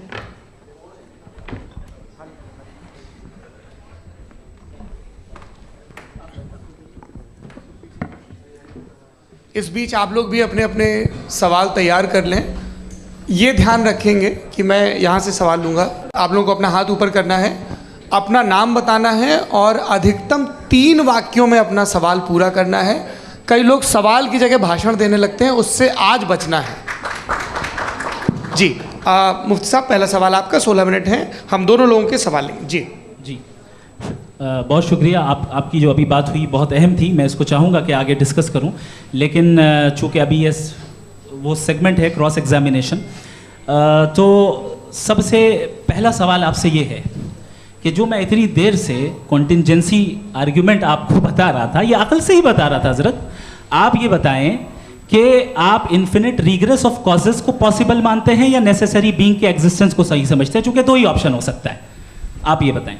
देखिए, आपको मैं ईमानदारी से बात करूँ, एक तो मैं कॉन्टिजेंसी वर्ड ठीक से समझता नहीं, और इस वक्त भी जो आपने अंग्रेज़ी के अल्फाज इस्तेमाल किए वो ज़रा थोड़े से मुझे डिफ़िकल्ट और कॉम्प्लिकेटेड लगे, तो आप ज़रा सिंपल ज़बान में सवाल कर सकते हैं। बिल्कुल कर सकता हूँ जी।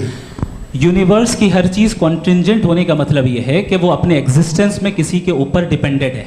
जो भी चीज़ डिपेंडेड होगी वो चीज़ इंडिपेंडेंट नहीं हो सकती, तो उसका कोई ना कोई कॉज होगा।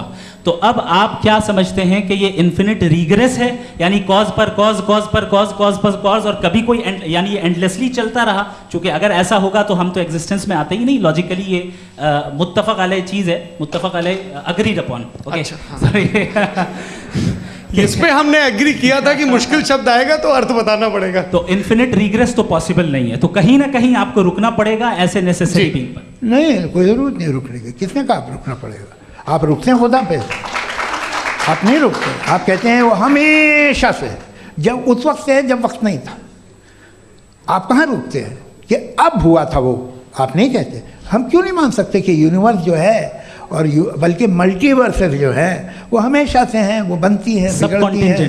एक हमारे यहाँ एक चीज़ है ब्लैक होल, वो समेट लेता है वापस, फिर ब्लास्ट होता है, फिर फैल जाता है। और इसमें हमारी तो खैर कोई औकात ही नहीं है इंसान की। एक छोटे से ज़र्रे पे हम 50-60 साल की उम्र रखते हैं, जो करोड़ों अरबों साल की कायनात है उसमें, और पैदा भी नहायत ही बेहुदा वजह से हुए थे।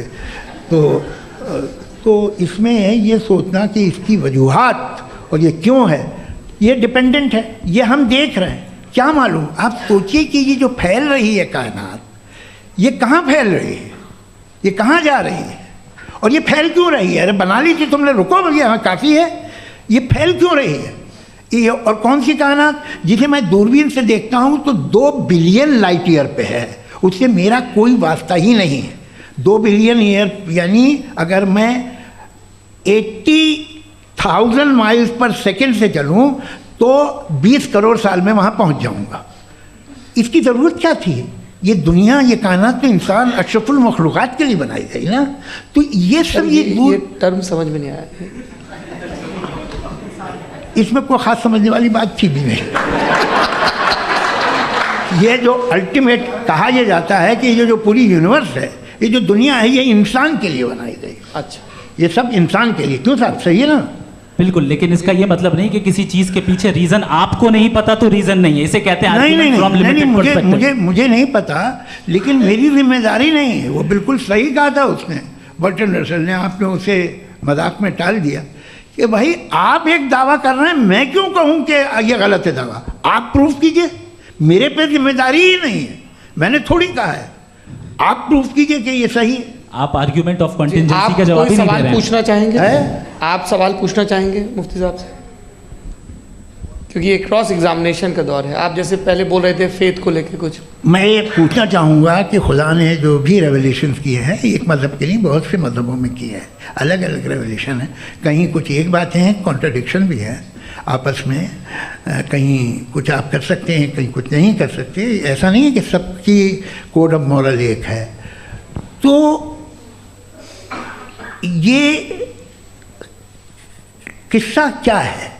अब आप ये देखिए कि मुझे कभी कभी लगता है कि जो फुटबॉल फाइनल होता है, लाखों लोग होते हैं, फिर वो टीवी कवर कर, करोड़ों लोग, अगर उसमें खुदा की एक बूमिंग आवाज़ आ जाती, मैं गॉड हूँ, तो सारे लोग अभी सुन लेते और टीवी पे भी सुन लेते, किस्सा ख़त्म होता। ये इतनी राजदारी क्या है कि तुम सामने कुछ तो सबूत दे दो हमें सॉलिड। ये कह साहब ये यूनिवर्स कैसे बनी, इससे मसला क्या हल होगा? मैं पूछूंगा आपसे खुदा कैसे बना? क्यों नहीं पूछूंगा कैसे बना? बल्कि वो तो कायनात से कहीं ज़्यादा इंटेलिजेंट है, कायनात से कहीं ज़्यादा कॉम्प्लेक्स। जी वो हमेशा से है। आप कहेंगे मैं मान लूँगा। अच्छा, दोयम वो कादिर मुतलक, यानी कादिर मुतलक का मतलब ओमनीपोटेंट, वो जो चाहे कर सकता है। आपको नौकरी दिलवा सकता है, आपकी अच्छी जगह शादी करवा सकता है, आपके पड़ोसी आपका मुकदमा हरवा सकता है, आपको जिता सकता है, सब काम करता है। थोड़ा सा माइक क्लोज जी। वो इस दुनिया को चला कैसे रहा है, ये दुनिया कैसे चल रही है, आपको इस पर हैरत नहीं होती? या क़यामत के बाद कभी एक जस्टिस होगा, जब ये बच्चा मर चुका होगा, जिसकी धज्जियाँ उड़ गई बम से, इसको इंसाफ मिलेगा तब? अच्छा, अब जवाब दूं? हाँ जी। मैं वही इसीलिए आप की तरफ आता। सबसे पहले आपने रेवलेशन और स्क्रिप्चर्स की बात की, इस पे मैं बात कर सकता हूं, लेकिन आज नहीं करूंगा चूंकि वक्त कम है, कभी और इस पे डिस्कस करेंगे। मैं तैयार हूं उस पे भी बात करने के लिए। ये अभी से राउंड 2 की भूमिका तय हो रही है। Does God exist round 2? जी।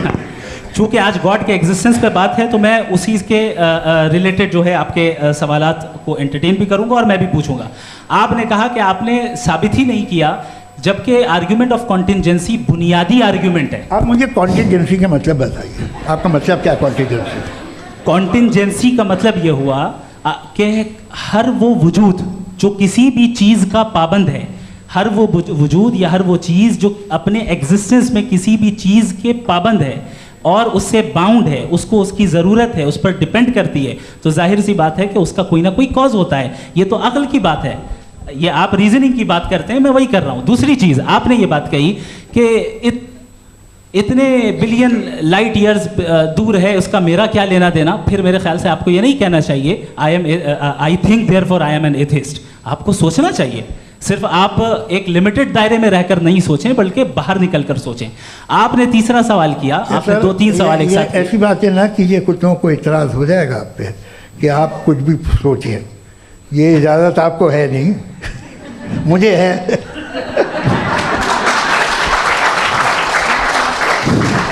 जी। आपने प्रॉब्लम ऑफ इविल के ताल्लुक से सवाल किया और बार बार आप एक लफ्ज़ रिपीट कर रहे हैं कि ओमनीपोटेंट गॉड है, ऑल पावरफुल गॉड है। यही तो दरअसल समझना है कि गॉड का कॉन्सेप्ट क्या है। प्रॉब्लम ऑफ इविल जो है, प्रॉब्लम ऑफ इविल दर हकीकत 2 असम्पशंस पर कायम है। अगर आप इन 2 असम्पशंस को समझ जाएं तो ये प्रॉब्लम नहीं रहेगी, आर्ग्यूमेंट आपको समझ में आ जाएगी कि ये कोलैप्स कर जाता है। पॉइंट नंबर 1, यानी जो आपका सबसे पहला फॉल्स असम्पशन है कि गॉड मर्सीफुल है, ओमनीपोटेंट है, दुनिया में जुल्म हो रहा है। लेकिन आपको ये समझना चाहिए कि हमारे वर्ल्ड व्यू के मुताबिक गॉड सिर्फ ओमनीपोटेंट और सिर्फ मर्सीफुल नहीं है, बल्कि वो ऑल वाइज भी है और वो ऑल नोइंग भी है। उसके हर काम के पीछे हिकमत और विजडम है। ये कोई ज़रूरी नहीं है कि वो हिकमत और विजडम आपको समझ में आए या मुझे समझ में आए। अगर आप जो समझ रहे हैं उसके मुताबिक आप फैसला कर रहे हैं, ये लिमिटेड पर्सपेक्टिव से आर्ग्यूमेंट है। और इस चीज़ को हम अपनी दुनिया में, अपने लाइफ में, डेली लाइफ में इस प्रिंसिपल को एक्सेप्ट करते हैं। हम जब किसी डॉक्टर के पास जाते हैं, डॉक्टर के पास जाकर वो अगर उसने हमें कोई दवाई दी है, तो हम ये तो नहीं कहते कि जब तक आपके पास जितना नॉलेज और जितना विजडम नहीं है, आपने क्यों ये दवाई दी है, तब तक हम इस चीज़ को एक्सेप्ट नहीं करेंगे। नहीं कहते, हम उसकी अथॉरिटी को तस्लीम करते हैं। क्यों? क्योंकि उसकी हम जानते हैं कि वो नॉलेजेबल है, वो विजडम वाला है, हमसे ज़्यादा नॉलेज और हमसे ज़्यादा विजडम है। बताएं सर। नहीं, डॉक्टर में और खुदा में बड़ा डिफरेंस है। डॉक्टर पढ़ा लिखा होता है, एक तो मैं उसकी बात सुनूंगा।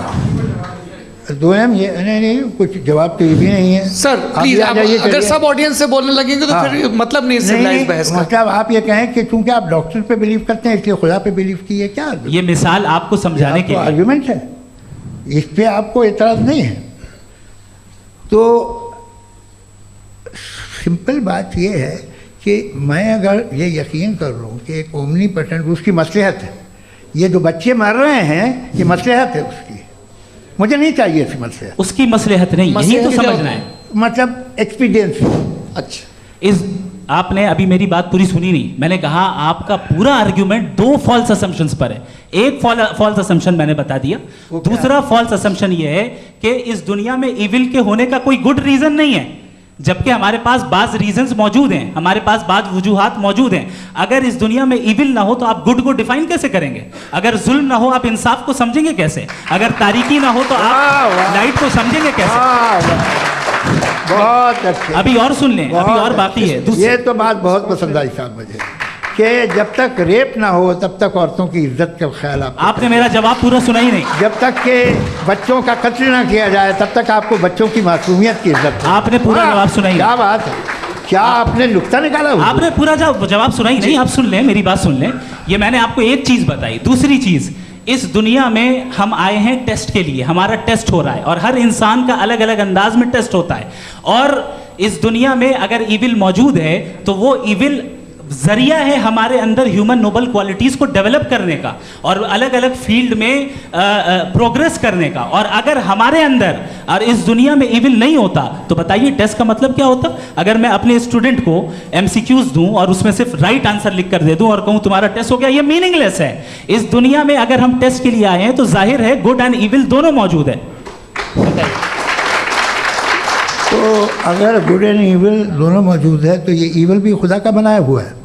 जी हाँ, खुदा का बनाया हुआ है। लेकिन अच्छा, चलो अच्छी बात। जी बिल्कुल, तो बिल्कुल खुदा ने बनाया। अभी तो ये है कि जो मेजॉरिटी है दुनिया में वो इविल है, तो ये खुदा एक्चुअली इविल के साइड पे लग रहा है मुझे। बिल्कुल भी नहीं, मैं बताता हूं। मेजॉरिटी में तो वो है। क्या बात कर रहे हैं भाई आप?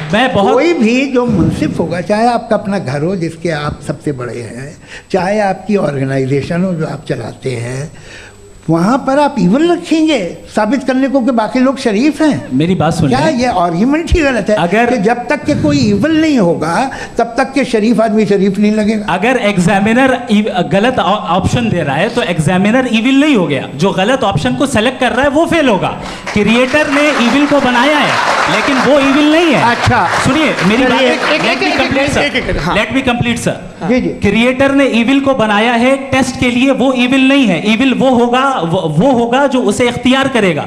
छुरी को बनाने वाला गलत नहीं होता है, छुरी का गलत इस्तेमाल करने वाला गलत होता है। रेप को कैसे गलत इस्तेमाल करते हैं? रेप इंसान के फ्री विल का नतीजा है। ये रेप कैसे गलत इस्तेमाल होता है? ये मुझे अब सुन लें, अब सुन लें। गलत इस्तेमाल होता है। हाँ मैं बता रहा हूँ ना, कैसे गलत? मैं बता रहा हूँ कि जो इविल इस दुनिया में मौजूद है उसके कई सारे तरीके हैं। एक तरीका इंसान का अपना फ्री विल है। अब अगर कोई रेपिस्ट रेप कर रहा है तो इसका गॉड का कसूर नहीं है, वो अपने फ्री विल का गलत इस्तेमाल कर रहा है, उसको सजा मिलनी चाहिए। अच्छा। और उसी के लिए जहन्नम बनाई गई है। ये फ्री विल का भी बड़ा चक्कर। आप जब कोई बुरा काम करते हैं या कोई बुराई होती है तो ये कहा जाता है कि ये फ्री विल है। 7 billion free wills are moving on this planet. 7 billion free will. और एक आदमी अपनी फ्री विल से मुझे कत्ल कर दे तो मैं खुदा की मर्जी से मरा हूँ कि इसकी फ्री विल की वजह से? मेरी मौत खुदा के हाथ है या ये फ्री विल वाले के हाथ है? खुदा ने फ्री विल का निज़ाम बनाया है और उस निज़ाम का गलत इस्तेमाल करके कोई आपको मार रहा है, इस्तेमाल करके मेरा कत्ल कर देता है। अब मेरी मौत का जिम्मेदार कौन है? वो इंसान जिम्मेदार है। वो इंसान जी। तो ये कहना कि और उसको सजा मिलेगी। तो अब आप आगे चलिए कि ये तय करना कि अल्लाह ही या अल्लाह ने खुदा ही जिंदगी देता है, खुदा ही मौत देता है, ये गलत है। बिल्कुल गलत नहीं है। हाँ, नहीं निज़ाम उसी ने बनाया फ्री विल का, निज़ाम मौत और हयात का उसी ने बनाया। You are contradicting yourself. अभी आपने कहा कि एक आदमी ने फ्री विल से आपको मार दिया, इसमें उसे फ्री विल दी गई थी, उसने गलत इस्तेमाल किया। 7 billion free wills are moving on this planet और आप चाह रहे हैं कि मैं सिर्फ खुदा का ध्यान करूं। ये 7 बिलियन फ्री विल्स को मुझे लुक आफ्टर करना पड़ेगा कि नहीं? ये तो तबाहियां कर रही हैं और तबाहियां ज़्यादा हो रही हैं। बिल्कुल। तो अगर आप बताएं अगर खुदा नहीं है फॉर एग्जाम्पल, तो आप इविल को कैसे डिसाइड करेंगे? यानी how can you define evil objectively without God? Evil को डिफाइन करिए। देखिए, दुनिया में 2 तरह के जानवर हैं। एक जो अकेले रहते हैं जंगल में और एक जो ग्रुप्स में रहते हैं। ग्रुप में जो भी रहेगा, चाहे वो आपका फाउंडेशन हो, चाहे कोई क्लब हो, चाहे कोई पॉलिटिकल पार्टी हो, चाहे कोई यूनिट हो, उसमें आपको इंटरैक्ट करने के रूल बनाने पड़ेंगे। यानी लोग तय करेंगे। लोग तय करेंगे। अगर लोगों ने ये तय किया कि किसी का रेप करना सही है, आप जस्टिफाई करेंगे? नहीं, आपका फाउंडेशन तो ये हो गया ना कि लोग ही विल डिसाइड करेंगे। नहीं।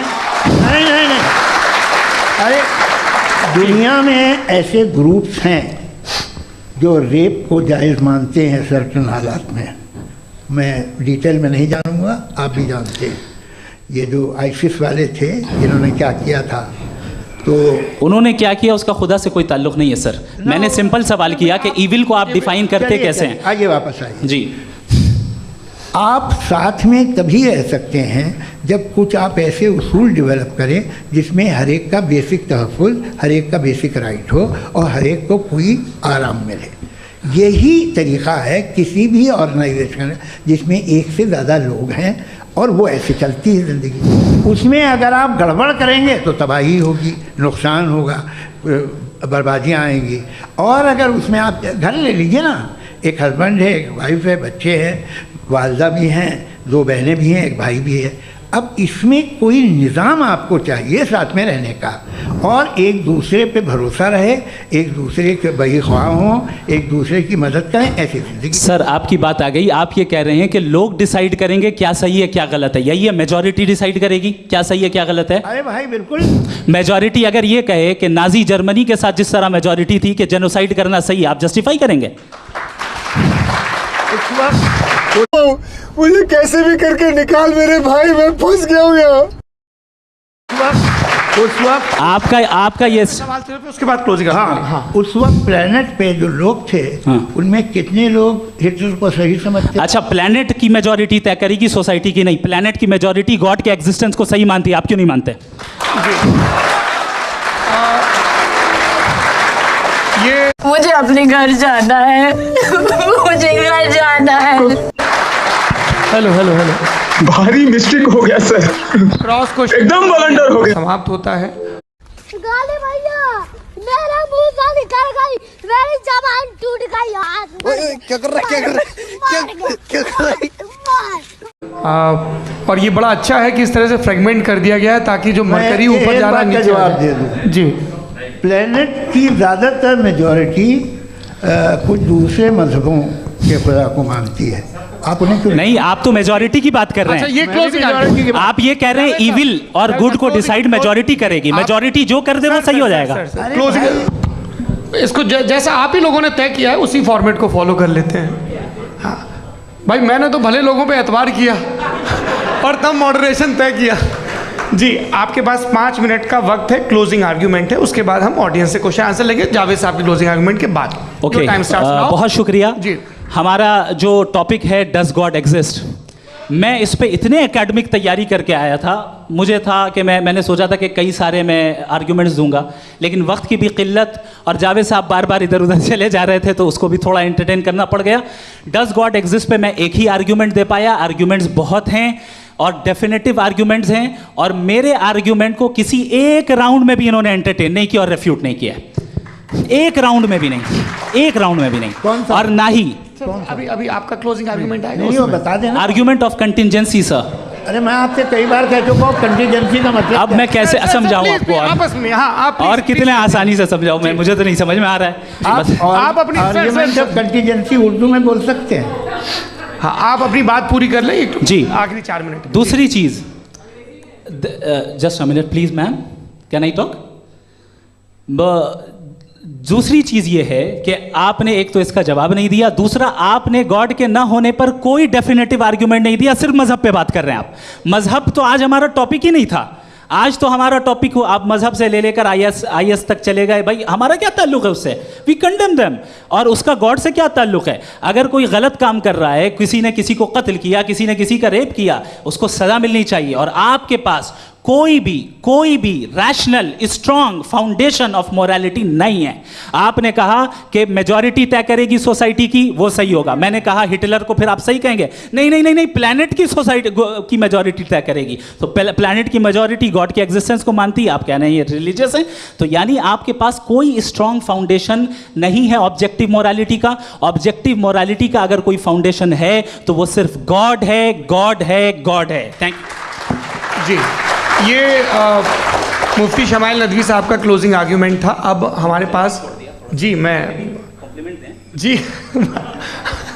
ये बड़ा अच्छा है कि दोनों लोगों को मॉडरेटर से शिकायत भी और बोल रहे भाई हमारी शाबाशी भी तो करते चलो। अब मेरी बात जी, आपके पास जावेद अख्तर साहब 5 मिनट का वक्त है। ये आपका क्लोजिंग आर्ग्यूमेंट है, टाइम रीसेट कर दें जी। देखिए, बहुत सारी बातें हैं। गॉड का डेफिनेशन दुनिया के किसी भी रिलीजन में है कि वो ओमनीपोटेंट है, ओमनी प्रेजेंट है, he is just, he is kind, he loves you and so on. मैं जब दुनिया देखता हूँ तो मुझे कोई ऐसा सुप्रीम पावर यहाँ दिखाई नहीं देती है जो इंसान की बहबूदी के लिए कुछ कर रही हो, कमज़ोर को बचा रही हो, मदद कर रही हो, जालिम को पीछे हटा रही हो। मैं नहीं देखा, तारीख़ में नहीं।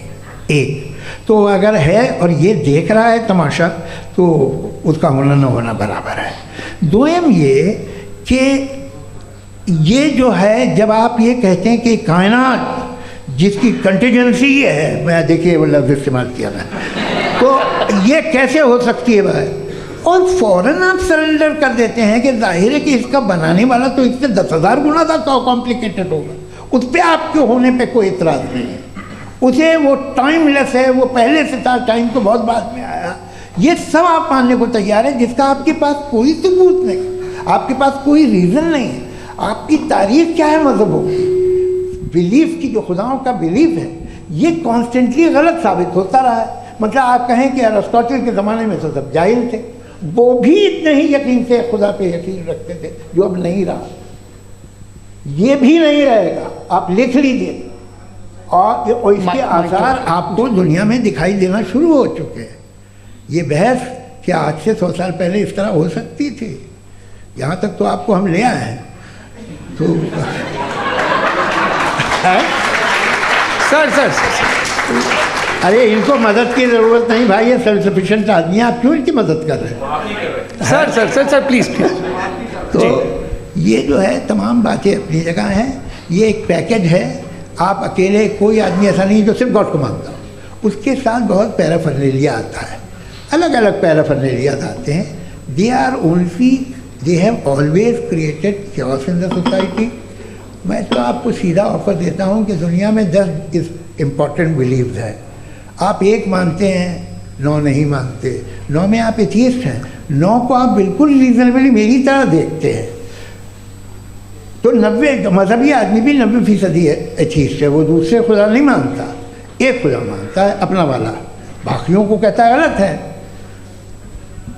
अगर आप मानना ही बंद कर दे तो आपका 10% चांस है कि आप सही हैं और 90% चांस है कि आप गलत हैं। मेरा मशवरा है, आप मानना छोड़ दिए तो 50% चांस होगा कि आप सही हैं और 50% चांस होगा, 40% आप गेन करेंगे बाय बिकमिंग एन एथियस्ट।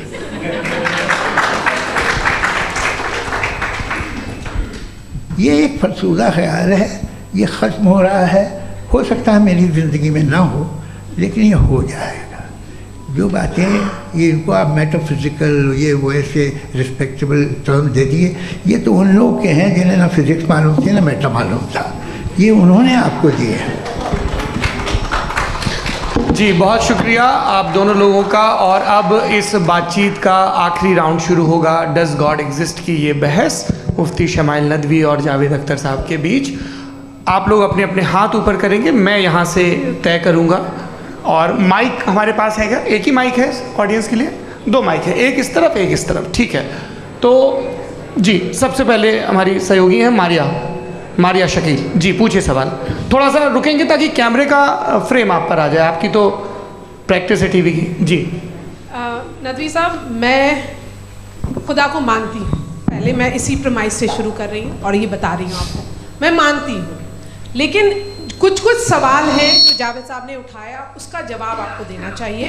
पहला सवाल ये कि गज़ा में सालों से छोटे बच्चे मर रहे हैं, वो उनको, अगर खुदा मर्सीफुल है, हम मानते हैं कि अल्लाह ताला में बहुत ताकत है, तो वो बच्चे क्यों मर रहे हैं?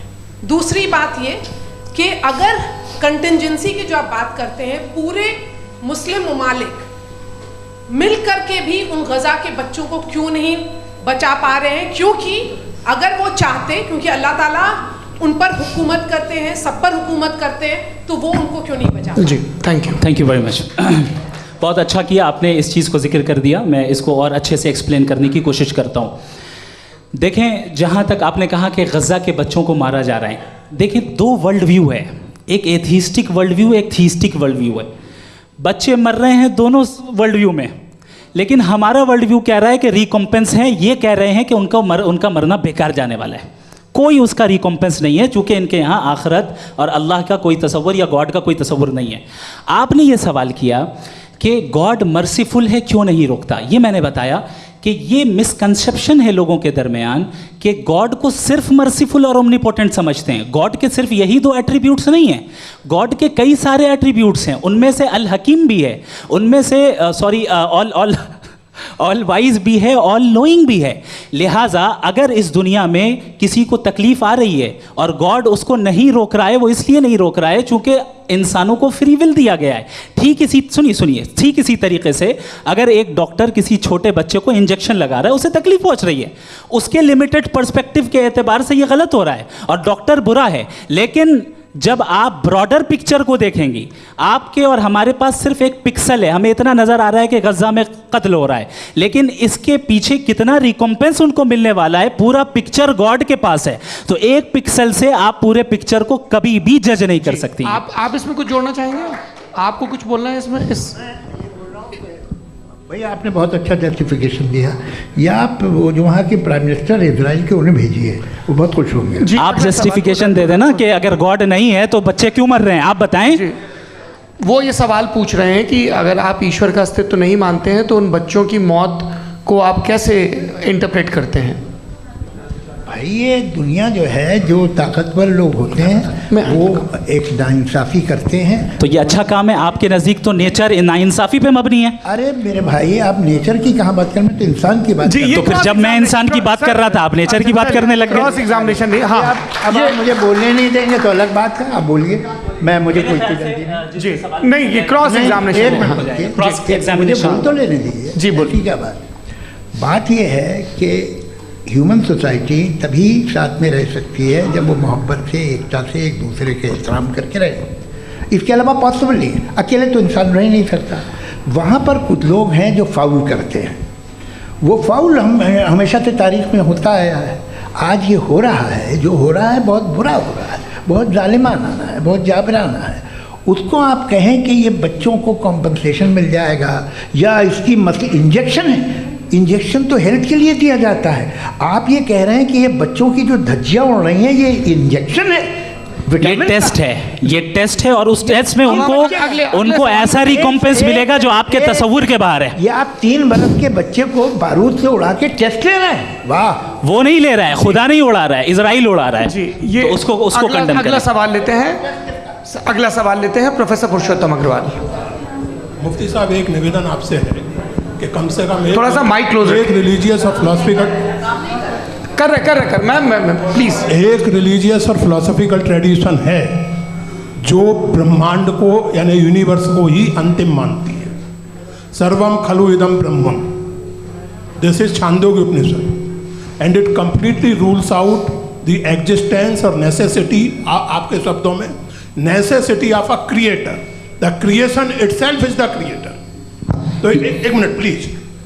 दूसरा जो सवाल आपने अभी, जो आप बार बार कह रहे हैं कि भगवान विद्वान भी है, वाइज, सब जानने वाला, तो अगर विजडम में दुनिया भर के पापों और अत्याचारों को बर्दाश्त करना शामिल है, तो फिर इसका मतलब ये हुआ कि अगर मैं फ्री विल से उसको अपोज करता हूँ तो ईश्वर की विजडम और मेरी फ्री विल में कॉन्ट्राडिक्शन है। Because when I am opposing whatever है happening in Gaza, then I am opposing the God's will और गॉड्स विजडम। जवाब लेते हैं तो गॉड की विजडम में, एक मिनट सर प्लीज सर, ये एक जुमला, गॉड की विजडम है कि गाजा में जो कुछ हो रहा है वो हो रहा है, मैं उसका अपोज कर रहा हूं, तो मैं गॉड की विजडम के खिलाफ जा रहा हूं। एक सवाल। दूसरा ये नहीं, आपने 2 ऑलरेडी। सर आप और सवाल कर लें, लेकिन मुझे 2 जवाब दे। पहले आपने ये कहा, सुनिए मेरी बात सुनिए। इजराइल के गॉड के मुताबिक तुम्हारा ठीक हो रहा है ना? नहीं हो रहा है, ठीक नहीं हो रहा है। मैं बता रहा हूँ क्या हो रहा है, आप तशरीफ रखें, मैं बता रहा हूँ क्या हो रहा है। Let me complete please. एक सेकंड गाइस, एक सेकंड। ये देखिए, ऐसा है कि ये सब बड़ा आपस में विचार विमर्श के बाद ये तय हुआ था कि कुछ नियम बना लिए जाएं ताकि एक टाइम बाउंड बातचीत चले। और भाई साहब, आप बड़ा ज़रूरी काम कर रहे हैं लेकिन कैमरे के फ्रेम में आके उस काम को गड़बड़ कर दे रहे हैं। ठीक है गुरु, अब मेरे को कहीं का गुस्सा कहीं निकालना था, सॉरी। नहीं, कोई गुस्सा नहीं है जी। तो प्रोफेसर ने सवाल पूछे, आप उनके जवाब दें, और थोड़ा ये सब लोग थोड़ा ख्याल रखें भाई, सवाल संक्षिप्त रखें जी। आपने 2 सवाल किया। सबसे पहला ये कहा कि हमारे पास ये कॉन्सेप्ट है कि ये यूनिवर्स खुद नेसेसरी बीइंग है, creation itself is the creator. How irrational is this कि मैं एग्जिस्ट करूंगा बाद में, लेकिन अभी एग्जिस्ट कर भी रहा हूं, यानी एक ही टाइम में एग्जिस्ट भी कर रहे हैं, नहीं भी कर रहे हैं। This is not true. दूसरी चीज आपने कहा कि अगर इजराइल में, सॉरी माफ कीजिएगा, Israel doesn't exist, occupied Palestine में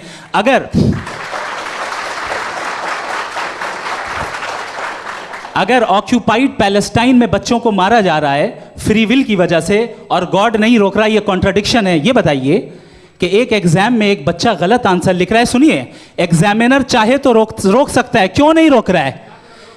ये कॉन्ट्रडिक्शन है, ये कॉन्ट्रडिक्शन नहीं है। माइक नहीं सर, ये आपस में जी, ये क्या आपका सवाल?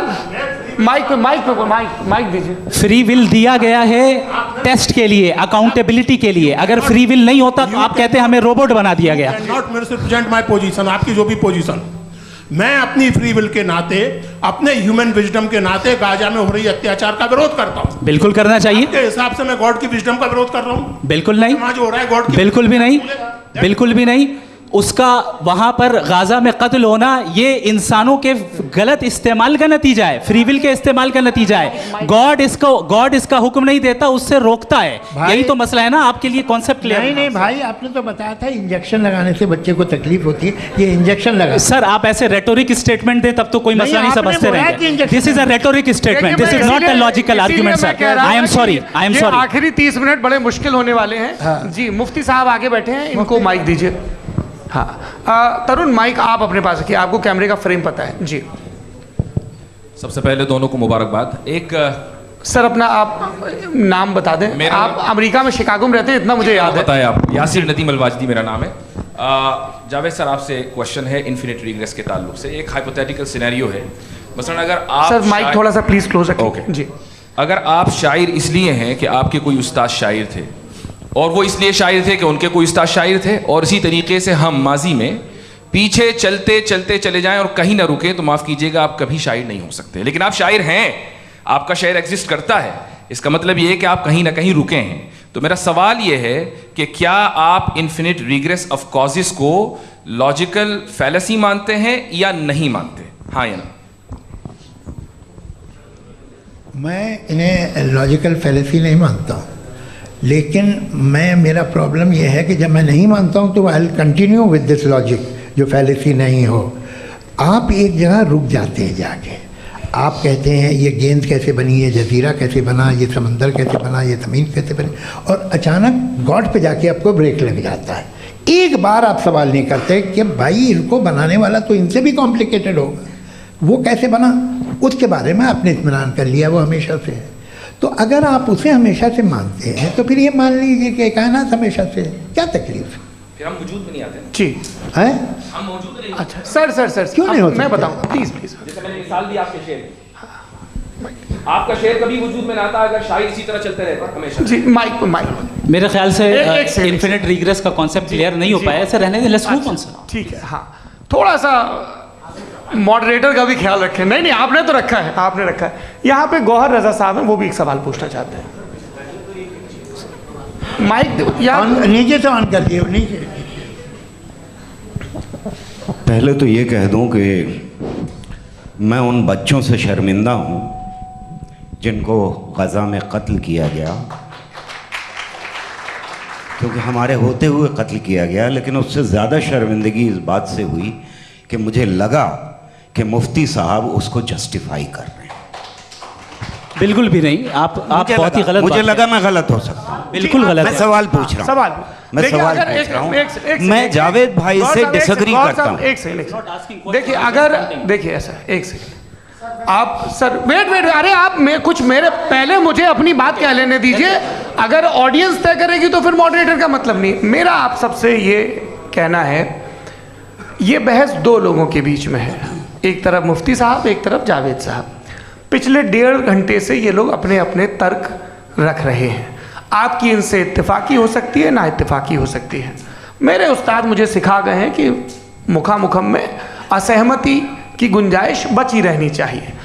अगर मैं आपकी बहुत इज्जत करता हूँ गौहर साहब, आपने जो कमाल की किताबें लिखी, साइंटिफिक टेम्परामेंट, लेकिन मेरी ये गुजारिश है आप सबसे कि यदि आप इन लोगों ने जो बोला उन पर टिप्पणियां करेंगे तो ना वक्त की पाबंदी रहेगी, ना वो अनुशासन। आप सवाल पूछ लें, उस सवाल में जो बात आ जाए वो आ जाए। मैं जावेद साहब से डिसएग्री करता हूँ, इसलिए जावेद साहब से सवाल पूछ रहा हूँ। आपका सवाल जावेद अख्तर साहब से। और सवाल ये है मेरा कि जावेद साहब ने कई बार लॉजिक का इस्तेमाल किया कि साइंस में लॉजिक है और रिलीजन में लॉजिक नहीं है। मेरा ख्याल ये है कि रिलीजन में भी लॉजिक है। लेकिन उस लॉजिक की बेसिस ये है कि आप रुक जाते हैं, जिसका जिक्र जावेद साहब ने बार बार किया, यानी खुदा के तसव्वुर पे आते हुए, गॉड के तसव्वुर पे आते हुए रुक जाते हैं। और इसमें सवाल पूछना मतलब फॉरबिडन होता है। सवाल ये है कि क्या जावेद साहब इससे एग्री करते हैं कि साइंस की लॉजिक अलग है और रिलीजन की लॉजिक अलग है? बताइए सर। देखिए, 3 चीज़ें हैं। साइंस है, एक है मंतिक है, इस्तिदलाल है, और एक जो है कुछ भी नहीं है, फेथ है, अकीदा है। मैं अकीदे की लॉजिक का कायल नहीं हूँ। मुझे आप इस्तिदलाल से, लॉजिक से, रीज़न से समझाइए, मैं मानने को तैयार हूँ, मेरा क्या नुकसान होगा। लेकिन ये कि अकीदे पे मैं नहीं जा सकता हूँ। अकीदे का मतलब है कि तुम ये मान लो, सवाल ना करो, ये नहीं। आप सारी बातें करके, बड़ी साइंटिफिक बातें करके एक जगह जाके खुदा के वजूद पे रुक जाते हैं, सरेंडर कर देते हैं। मैं सरेंडर करने को तैयार नहीं। That's all. जी, ये आगे सर बैठे हुए हैं, इनको माइक दीजिए। भाई वो आप पूछना चाह रहे थे ना भाई? हाँ, नहीं मैं ये, थैंक यू जी। आपका नाम? आसिम इफ्तिखार। आसिम जी, पूछिए। सर, जावेद सर से सवाल है कि आपने अपने माइक थोड़ा करीब अपने क्लोजिंग स्टेटमेंट में ये बात कही थी कि मज़हब का जो फ्यूचर है वो ज़्यादा दिन नहीं जाने वाला है। लेकिन मैं देख पा रहा हूँ कि जो ऑक्सफोर्ड यूनिवर्सिटी की एक स्टडी है 2011 में हुई है, जिसके 50 एकेडमिशियंस ने इसको अंजाम दिया था, उसमें वो ये कहते हैं कि जो फेथ इन गॉड है वो इनबिल्ट है ह्यूमन नेचर के अंदर, जिसको हम कहते हैं फितरत के अंदर शामिल है वो। और वो ये कहते हैं कि अगर कोई ये समझता है कि मज़हब को वो ख़त्म कर देगा तो ये उसकी गलत फहमी है। तो आप इसके बारे में, इस स्टडीज़ के बारे में क्या कहते हैं? ठीक है, मैं उनसे एग्री नहीं करता हूँ। वो कौन से प्रोफेसर होंगे? ऐसा उनके पास डेटा है, इन्होंने डेटा के बेस होगा। डेटा क्या हो सकता है? फ्यूचर का डेटा तो नहीं हो सकता ना उनके पास, प्रेजेंट का डेटा हो सकता है। डेटा आपने सुना 100 साल पहले का बाद का डेटा? मैंने तो नहीं सुना आज तक। तो आज उनकी ये राय है और होगी राय, ठीक है। दुनिया में तरह तरह की राय है लोग, लेकिन मैं समझता हूँ कि वक्त के साथ इंसान ज़्यादा से ज़्यादा रीज़नेबल और लॉजिकल होता जा रहा है। आज आप देखिए वेस्टर्न यूरोप में क्या परसेंटेज है नॉन बिलीवर्स की, बहुत हाई। वहाँ चर्च खाली पड़े होते हैं। तो अल्टीमेटली तो इंसान कोई ऐसी बात बहुत अरसे तक नहीं मान सकेगा, चाहे गलत या सही, जो उसे, उसके दिमाग को, उसके जहन को, उसकी लॉजिक को अपील न करे। वो कह रहे हैं तो ऑक्सफोर्ड के होंगे तो कैम्ब्रिज के होंगे, तो मुझे क्या लेना देना। उनका डेटा मुस्तकबिल का नहीं हो सकता है। जी। दीपक, हाँ पूछिए। मैं आऊँगा, अभी पीछे की साइड भी आऊँगा, माइक वहीं भेजूंगा 2-3 साल के लिए। जी जावेद साहब, आपसे सवाल है। नमस्ते। अरे भाई सर, अगर आप ही लोग को तय करना है तो फिर 200 लोग तय कर लें। नहीं sir, please don't do this sir. Sir, everybody has a right sir, but we can only take selected questions. No sir, ये यंग लोग भी हैं तो इनकी ये अब उतने यंग, भाई आप यंग हैं कि नहीं हैं? वो कह रहे हैं वो भी यंग हैं साहब, आप उनकी नौजवानी पर दावा उनको ही करने थे। हाँ मुफ्ती साहब, आप यंग, हाँ पूछे। अरे भैया सर, मेरा सवाल ये है, इनसे भी तो पूछो। जी नहीं, बस आपसे एक सवाल है। जैसे थीस्टों के पास, अपने जो ईश्वर को मानते हैं, उनके पास अपने सोशल गेट टुगेदर्स हैं। 5 रोज़ा क्रिसमस आने वाला है, होली है, दिवाली है, ईद है। एथिस्ट क्या ऑफर कर रहे हैं? मतलब मैं इनकी दुकान से बोलूँ, मैं आना चाहता हूँ उस तरफ, पर मैं अट्रैक्ट नहीं हो पा रहा हूँ। मैं सोशल गेट टुगेदर्स क्या है आपके पास? वो ये कह रहे हैं कि जो धार्मिक लोग हैं, अलग अलग धर्म के लोग, उनके उत्सव त्योहार, कॉन्ग्रेगेशन बहुत हैं। अब आपको मैं एक सुनाता हूँ, यहाँ हिस्टोरियन भी बैठे हैं।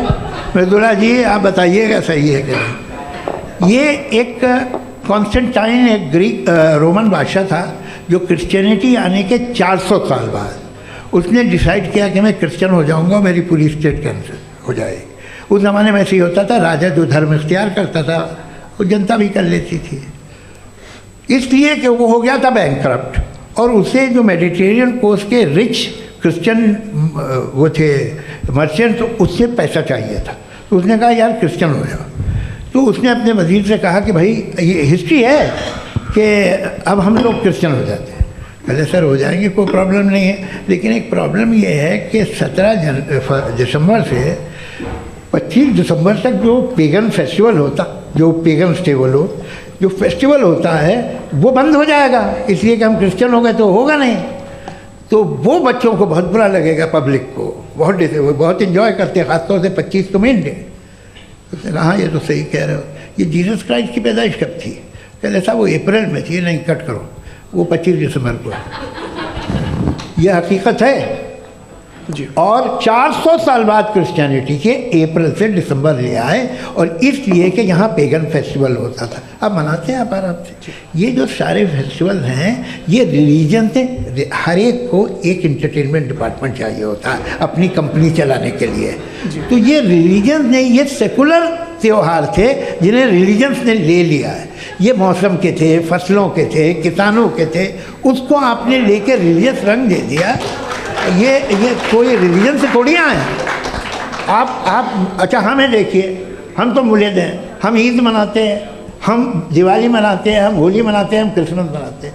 बम्बई की फिल्म इंडस्ट्री की सबसे बड़ी होली हमारे घर में होती है, सबसे बड़ी ईद हमारे घर में होती है। वो हमारी सोशल वो है, हमारा हेरिटेज है। ऐसा थोड़ी है कि we will throw the baby along with the water. ये तो अच्छी चीज़ है, इन्हें रखो, जो बेकार है फेंक दो। जी हाँ, हेलो जी, मेरा सवाल नादवी जी से है। जैसा कि आपने बोला कि गॉड टाइम के भी परे हैं और गॉड इतनी कॉम्प्लेक्स चीज़ है कि उसे ह्यूमन माइंड समझ नहीं सकता, और गॉड ने अर्थ पे फ्री विल भी दे दी है, तो आप अपना वक्त ज़ाया क्यों कर रहे हैं गॉड के बारे में बात करके? अपन को तो बात करनी चाहिए कि सोसाइटी को बेहतर कैसे करें। जी, मैं गॉड वही बताता है सोसाइटी को कैसे बेहतर करें। अभी मैं आपका जवाब देता हूँ। आपने कहा कि टाइम पे वो एग्जिस्ट नहीं करता, सो नहीं, मेरा सवाल ये है कि जैसा आपने बोला कि गॉड बहुत ही कॉम्प्लेक्स चीज़ है। मैंने कहा ही नहीं कि कॉम्प्लेक्स है, तो आपके अल्फाज हैं। कॉम्प्लेक्स का लफ्ज़ गॉड के लिए सुइटेबल नहीं है। क्यों? क्योंकि कॉम्प्लेक्स वो चीज़ें होती हैं जो ऑब्जेक्ट हो। God is not an object जिसको आप इंस्ट्रूमेंट के जरिए लेबोरेटरी में जाके टेस्ट करें, oh it's very complex. No, वो कोई कार का इंजन नहीं है। वो फिलोसॉफिकली नेसेसरी बीइंग ऐसी बीइंग है जो सिंपल बीइंग है। हाँ, आप उसको मुकम्मल तौर पे उसकी तमाम हिकमतों को जान ले और हर चीज़ को जान ले, ये पॉसिबल नहीं है, क्योंकि वो ऑल वाइज है, आप ऑल वाइज नहीं है, और वो खुदा है, वो आपको सारी चीज़ें बता दे, ये ज़रूरी नहीं। मेरा सवाल ये नहीं था, मेरा सवाल ये था कि जब गॉड इतना परे है इस दुनिया से कि उसने अर्थ पे फ्री विल भी दी है, हम सब ह्यूमंस की फ्री विल है, और जो सोसाइटी में हो रहा है वो अपन लोग डिसाइड करेंगे, तो अपन लोग डिसाइड नहीं करेंगे ना, अपन लोग डिसाइड नहीं करेंगे। गॉड जो है, गॉड ने वो उसकी ज़ात, उसकी एग्जिस्टेंस टाइम एंड स्पेस से परे है, लेकिन वो हमारा टेस्ट ले रहा है, और उसी गॉड ने हमें बताया कि तुम्हें क्या करना है क्या नहीं करना है, तो जाहिर है उस गॉड की बात सुनेंगे ना। जी, वो पीछे एक चश्मा लगाए जो मैम खड़ी हैं, उनको दीजिए। हाँ, आप जी जी बिल्कुल आएंगे। देखिए मैं कोशिश कर रहा हूँ सब तरफ जाने की। हाँ, उनको दीजिए माइक। जी, हेलो सर, मैं ओमनी प्रेजेंट नहीं हूँ, टाइम पाबंद हूँ, और जहाँ तक कोशिश कर सकता हूँ करूँगा। जी, अपना नाम बताइए। मेरा नाम उर्सुला है, मैं दिल्ली यूनिवर्सिटी की एक स्टूडेंट हूँ, और मैं स्टूडेंट फेडरेशन ऑफ इंडिया से हूँ। मेरा सवाल मुफ्ती जी से है कि इस हॉल के इस कमरे में बैठ के हम लोग रेप की मोरालिटी के बारे में फिलोसफिकली बात तो कर सकते हैं, बट असलियत ये है कि रोज़मर्रा की ज़िंदगी में औरतें रेप के थ्रू गुजरती हैं, और हम लोग सिर्फ नंबर्स पे इस तरह नहीं देख सकते, क्योंकि कितनी औरतें हैं इन कंट्रीज़ में जहाँ पे आप बता रहे हैं कि केसेस कम हैं, जिनका एक्सेस है कि वो जाके केस फाइल कर सकें। कितनी औरतें हैं जो जिनको काम करने की आज़ादी है उन कंट्रीज़ में। यूरोप में ये आज़ादी आ गई, यूरोप में ये रूल्स आ गए, तो हम आज उसके बारे में बात कर पा रहे हैं। जी, जवाब। आपने ये कहा कि कमरे में बंद होकर हम लोग इस पर फिलोसफिकली बात कर सकते हैं, लेकिन हकीकत में क्या हो रहा है, वो ग्राउंड लेवल पे क्या हो रहा है, जो बहुत गलत हो रहा है, और वो सफ़र कर रही हैं। आई एग्री, बहुत गलत हो रहा है, और जो गलत हो रहा है उसको हमें रोकना है। और क्यों रोकना है, वो गलत क्यों है? हमारे पास इसका ऑब्जेक्टिव फाउंडेशन है, इनके पास उसका ऑब्जेक्टिव फाउंडेशन नहीं है। मैं ये कहना चाह रहा हूँ कि जहाँ पे भी जुल्म हो रहा है, जहाँ पे भी औरत पे जुल्म हो रहा है, या उसकी इज्जत लूटी जा रही है, या उसे तकलीफ पहुँचाई जा रही है, और सिर्फ औरत नहीं, किसी इंसान के ऊपर भी जुल्म हो रहा है, तो उसके खिलाफ खड़ा होना, ये मॉरलिटी हमारे पास गॉड के पास से आई है। वरना जावेद साहब तो कह रहे हैं कि जो है मेजॉरिटी डिसाइड करेगी, तो मेजॉरिटी तो कभी भी बदल सकती है।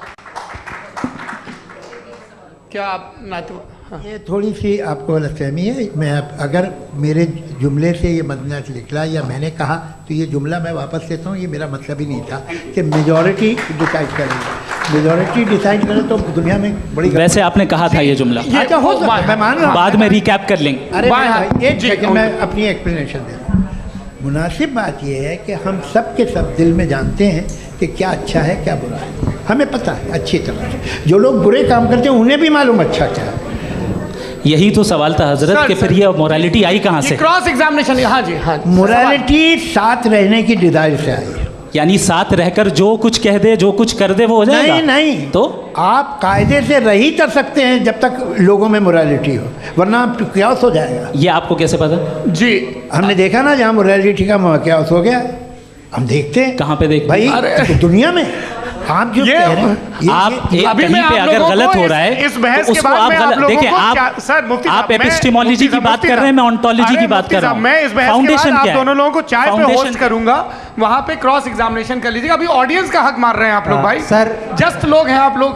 और ये भाई ये हाँ उधर आएंगे जी सर आएंगे। अच्छा सर मेरा नाम लईकुर रहमान है और मैं अलीगढ़ मुस्लिम यूनिवर्सिटी का स्टूडेंट हूँ।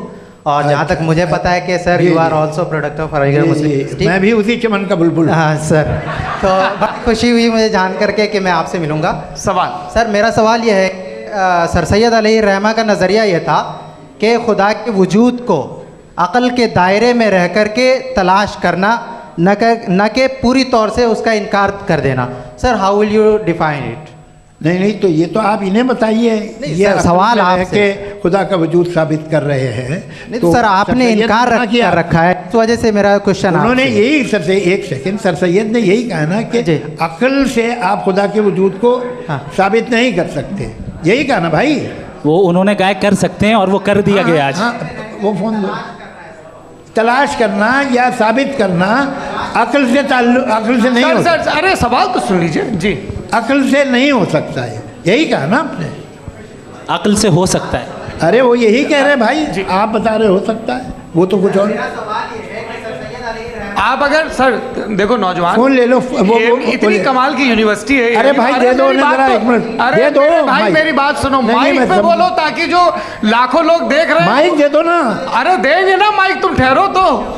हाँ सर मेरा सवाल ये था कि सर सैयद अलैहिर्रहमा का एक नज़रिया था अपना कि खुदा का जो वजूद है उसको अक़ल के दायरे में रह कर के तलाश करना है, न कि पूरे तौर से इनकार कर देना है।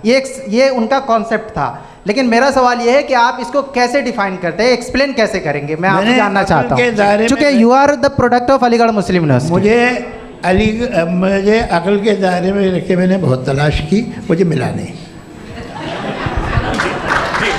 हाँ ये उधर वो चश्मा लगाए जो, हाँ उनको दे दीजिए। जी जी फटाफट पूछिए, बस 5 मिनट है, 5 मिनट में खत्म हो रहा है। हाँ अस्सलाम वालेकुम मुफ्ती साहब। एंड मेरा सवाल जावेद अख्तर साहब से। क्या नाम है आपका? अरे भैया सब मुझे पूछ रहे हो। फैज पूछिए फैज साहब। तो मेरा सवाल ये है कि अभी जो एथियस्ट है वो problem of evil argument use कर रहे हैं अगेंस्ट मुस्लिम्स, राइट? कि इस दुनिया में इतना सारा ईवल है और अगेंस्ट मुस्लिम तो यहाँ अगेंस्ट थियस्ट। हाँ थोड़ा सा करेक्ट कर लीजिए भाई। पूरी मशक्कत ही इसी बात की थी कि किसी एक मजहब पे बात ना टिके। जी तो बेसिकली ये आर्ग्यूमेंट ऐसा है कि इस दुनिया में इतना ज़्यादा ईवल एग्जिस्ट करता है और अगर एक ऑल गुड गॉड है तो वो रोकता क्यों नहीं है? लेकिन इस सवाल में एक हिडन अजम्पशन ये है कि इस दुनिया में ईवल एग्जिस्ट करता है। अब एथियस्ट ये कैसे ऑन्टोलॉजिकली प्रूव कर सकते हैं कि इस दुनिया में ईवल एग्जिस्ट करता है? मैं आपको बताता हूँ, थोड़ा सा समझा। नहीं सर हम लोग इनको सुनने आए। नहीं please don't do. I want to explain ontology. नहीं हम समझ गए सर, इनको अब जवाब देने दीजिए। अच्छा सवाल पूछ लो। मैं अभी तक क्या था वो मैं थोड़ा सा ऐड ऑन कर लेता हूँ। तुम गुरु, तो हम जब इसका राउंड 13 करेंगे ना तब तुमको स्टेज पे बिठाएंगे। जी तो हाँ जल्दी से।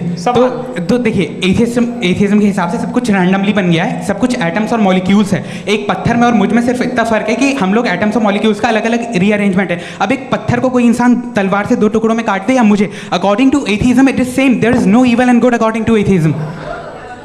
जी अच्छा फैज साहब का सवाल ये है कि हाँ कोशिश भी करते तो इससे गलत सवाल नहीं कर पाते। एक लाइफ फॉर्म है और लाइफ फॉर्म में फीलिंग्स हैं, मतलब लाइफ फॉर्म सुनता है, देखता है, टेस्ट कर सकता है, फील कर सकता है, तो उसकी जो ये जो क्वालिटी इस बबल में आ गई हैं वो जानवर में भी है, इंसान में भी है, तो जाहिर है कि उसे कोई तकलीफ पहुंचेगी, तो चूंकि उसके पास वो सेंसिटिविटी है तो मैं करेगा। पत्थर में वो सेंसिटिविटी नहीं है। तो ये क्या सवाल हुआ कि अगर पत्थर को काटा तो पत्थर को तकलीफ नहीं होती, तो आपको काटे तो आपको क्यों तकलीफ हो? बैठ जाइए जी। हाँ, अगला सवाल। हाँ, पूछे जी। जावेद अख्तर साहब। अरे भैया, सब आप लोग मुफ्ती साहब को छोड़ रहे हैं तो मेरे ही पीछे पड़े हैं क्या? फिर चलो बोलो भाई। You asked how God can exist when children die in Gaza. हाँ? You asked how God can exist when children die in Gaza, and you also mentioned the rise of atheism in Europe. But the same events also are leading many atheists and non-believers to turn towards faith. How do you interpret this contradiction, where suffering pushes some away from God, yet brings others closer to belief? देखिए, आपको एक बात बताऊं, दुनिया perfect तो कहीं भी नहीं है, हर जगह कुछ खामियां हैं। बेटा एक मिनट, मैं आप ही को कहेंगे, देखो वो तो कुछ खामियां, कमज़ोरियां, खराबियां सब जगह है। लेकिन अगर देखोगे ईमानदारी से कि दुनिया सबसे ज़्यादा महज़ब कहाँ है, एक आम शहरी को कहाँ हुकूक हासिल हैं, वो बोल सकता है, अपनी मर्ज़ी से काम कर सकता है, अपनी मर्ज़ी से राय दे सकता है, हुकूमत के ख़िलाफ़ बोल सकता है, बरसरे इक़्तिदार लोगों के बारे में बोल सकता है, सरमायादारों के ख़िलाफ़ बोल सकता है। तो आपको ये स्कैंडिनेवियन कंट्रीज़ में मिलेगा, वेस्टर्न यूरोप में मिलेगा। मैं नहीं कह रहा वो परफेक्ट है, बिल्कुल नहीं, वहाँ बहुत ख़राबियाँ भी हैं, परफेक्ट तो कोई। लेकिन जिन जिन मुल्कों में, लैटिन अमेरिका देखो, गल्फ़ देखो, वहाँ पर आपको ये ज़रूर है कि रेप नहीं होते होंगे। रेप की ज़रूरत क्या है भाई? उसको तो ख़रीद लो, घर में रखो, सड़क पर रेप करने की क्या ज़रूरत है? मगर सुनिए, मगर हकीकत ये है कि वहाँ शख्सी आज़ादी राय देने की, बोलने की नहीं है। जी, ये एक आखिरी सवाल मुफ्ती साहब से। हाँ मैम, इनको माइक दीजिए। शुक्रिया। मेरा नाम मनीषा है, मैं हरियाणा से आई हूँ। मैं मुफ्ती साहब से एक बात पूछना चाहती हूँ। आप बार बार जावेद साहब को कॉन्ट्राडिक्ट तो कर रहे हैं कि आपने ये कहा, लेकिन आप भी अजम्पशंस के बेसिस पे बात कर रहे हैं। आपने खुदा के होने का कौन सा प्रूफ पेश किया है, खुदा की एग्जिस्टेंस का? अब इस सवाल को अलग रहने दीजिए, कौन एथीस्ट है कौन नहीं है। और दूसरी बात जो आपने एक छोटी सी कही थी कि ये फ्री विल का इस्तेमाल करता है इंसान अपनी, लेकिन इस फ्री विल का इस्तेमाल में मतलब खुदा ने ये दे दी सबको ये इजाज़त कि वो कितना घिनौनापन और कितने ज़्यादा ख़राब से ख़राब तरीके इस्तेमाल कर सकते हैं। जब आप सुनते जी, आप फ्री विल को मानती हैं ना, या अब कहती है कि फ्री विल नहीं है ना? मानती है ना? तो अब आपके पास इसका कोई एक्सप्लेनेशन नहीं है कि अगर एक इंसान उस फ्री विल का इस्तेमाल करके गलत काम कर रहा है और बच के अच्छी ज़िंदगी गुजार के निकल जा रहा है, उसका कोई रिकम्पेंस नहीं है। हमारे वर्ल्ड व्यू में जो इंसान गलत काम कर रहा है उसको भी रिकम्पेंस यानी उसका बुरा बदला मिलना है, और जो सही काम कर रहा है उसको सही बदला मिलना है। लिहाजा जो फ्री विल है वो इस तरीके से है कि एक लिमिटेड टाइम तक खुदा ने मोहलत दी है। ऐसा नहीं कि छूट दे दी, जो करना है करते रहो हमेशा। वक्त आएगा जब एग्जाम का टाइम खत्म होगा तब रिजल्ट आएगा, दौराने एग्जाम जबरदस्ती आपको नहीं बताया जाएगा। अरे भाई एक सेकंड, जी सवाल मुफ्ती साहब से मेरा, मुफ्ती साहब से जी, रुक जाइए, आपसे फोन, आप इसके बाद आपसे यही रहेंगे वो। हाँ बोलिए। मैं मुफ्ती साहब एक ही सवाल करता हूँ कि अगर जो हो रहा है फ्री विल से हो रहा है और एक दिन बरोज़ क़यामत इंसाफ होगा मैशर में वगैरह वगैरह, तो दुआ क्यों मांगते हैं लोग? दुआ मांगते हैं इसके मतलब है अभी भी उसने ये डिपार्टमेंट रखा है कि मैं रोज़मर्रा की ज़िंदगी में इंटरफेयर बिल्कुल ही कैन। तो तुम कैन हो, तुम मुझे नौकरी दिला देते हो, मेरे बेटे को ग्रीन कार्ड दिला देते हो, और 45,000 बच्चे मरते हो, उन्हें रोकते नहीं हो। नहीं तो क्या आप ये कह रहे हैं कि इस दुनिया में जालिमों को कभी पकड़ ही नहीं होती है? अरे जो भी पकड़ होगी वो बच्चे रोते हैं। बिल्कुल, देखिए मैंने अपने ओपनिंग स्टेटमेंट में यही कहा था कि जनाब जावेद साहब सिर्फ इमोशनल आर्गुमेंट में, this is an emotional argument. ये छोटे मोटे इसके पीछे का रीजन मैंने बताया क्या है। देखिए मैं बार-बार यहाँ पर मंच से आप लोगों को सज्जनों इसलिए कह रहा हूँ ताकि थोड़ा सा आपके कॉन्शियंस पे जोर रहे कि आपको ऑर्डर बचा के रखना है। वक्त तय हुआ था, ये वक्त पूरा हुआ, आपने इतने धैर्यपूर्वक सुना, मैं आप सबका बहुत बहुत शुक्रगुजार हूँ। यदि इन दोनों विद्वानों की इच्छा होगी तो कभी हम इस बातचीत का राउंड 2, राउंड 3, यही तो देखिए खूबी है इंसान की कि बहस मुबाहसे में वो पड़ा रहता है। आप लोगों ने बड़े धैर्य का परिचय दिया, बहुत बहुत शुक्रिया। इसी के साथ ये बातचीत यहाँ पे समाप्त होती है। आप लोग को मैं एक बात बता दूं, ये सारी बहस हो गई, अब मुफ्ती साहब और बड़े मुफ्ती साहब इन सब के साथ में खाना खाने वाला हूँ।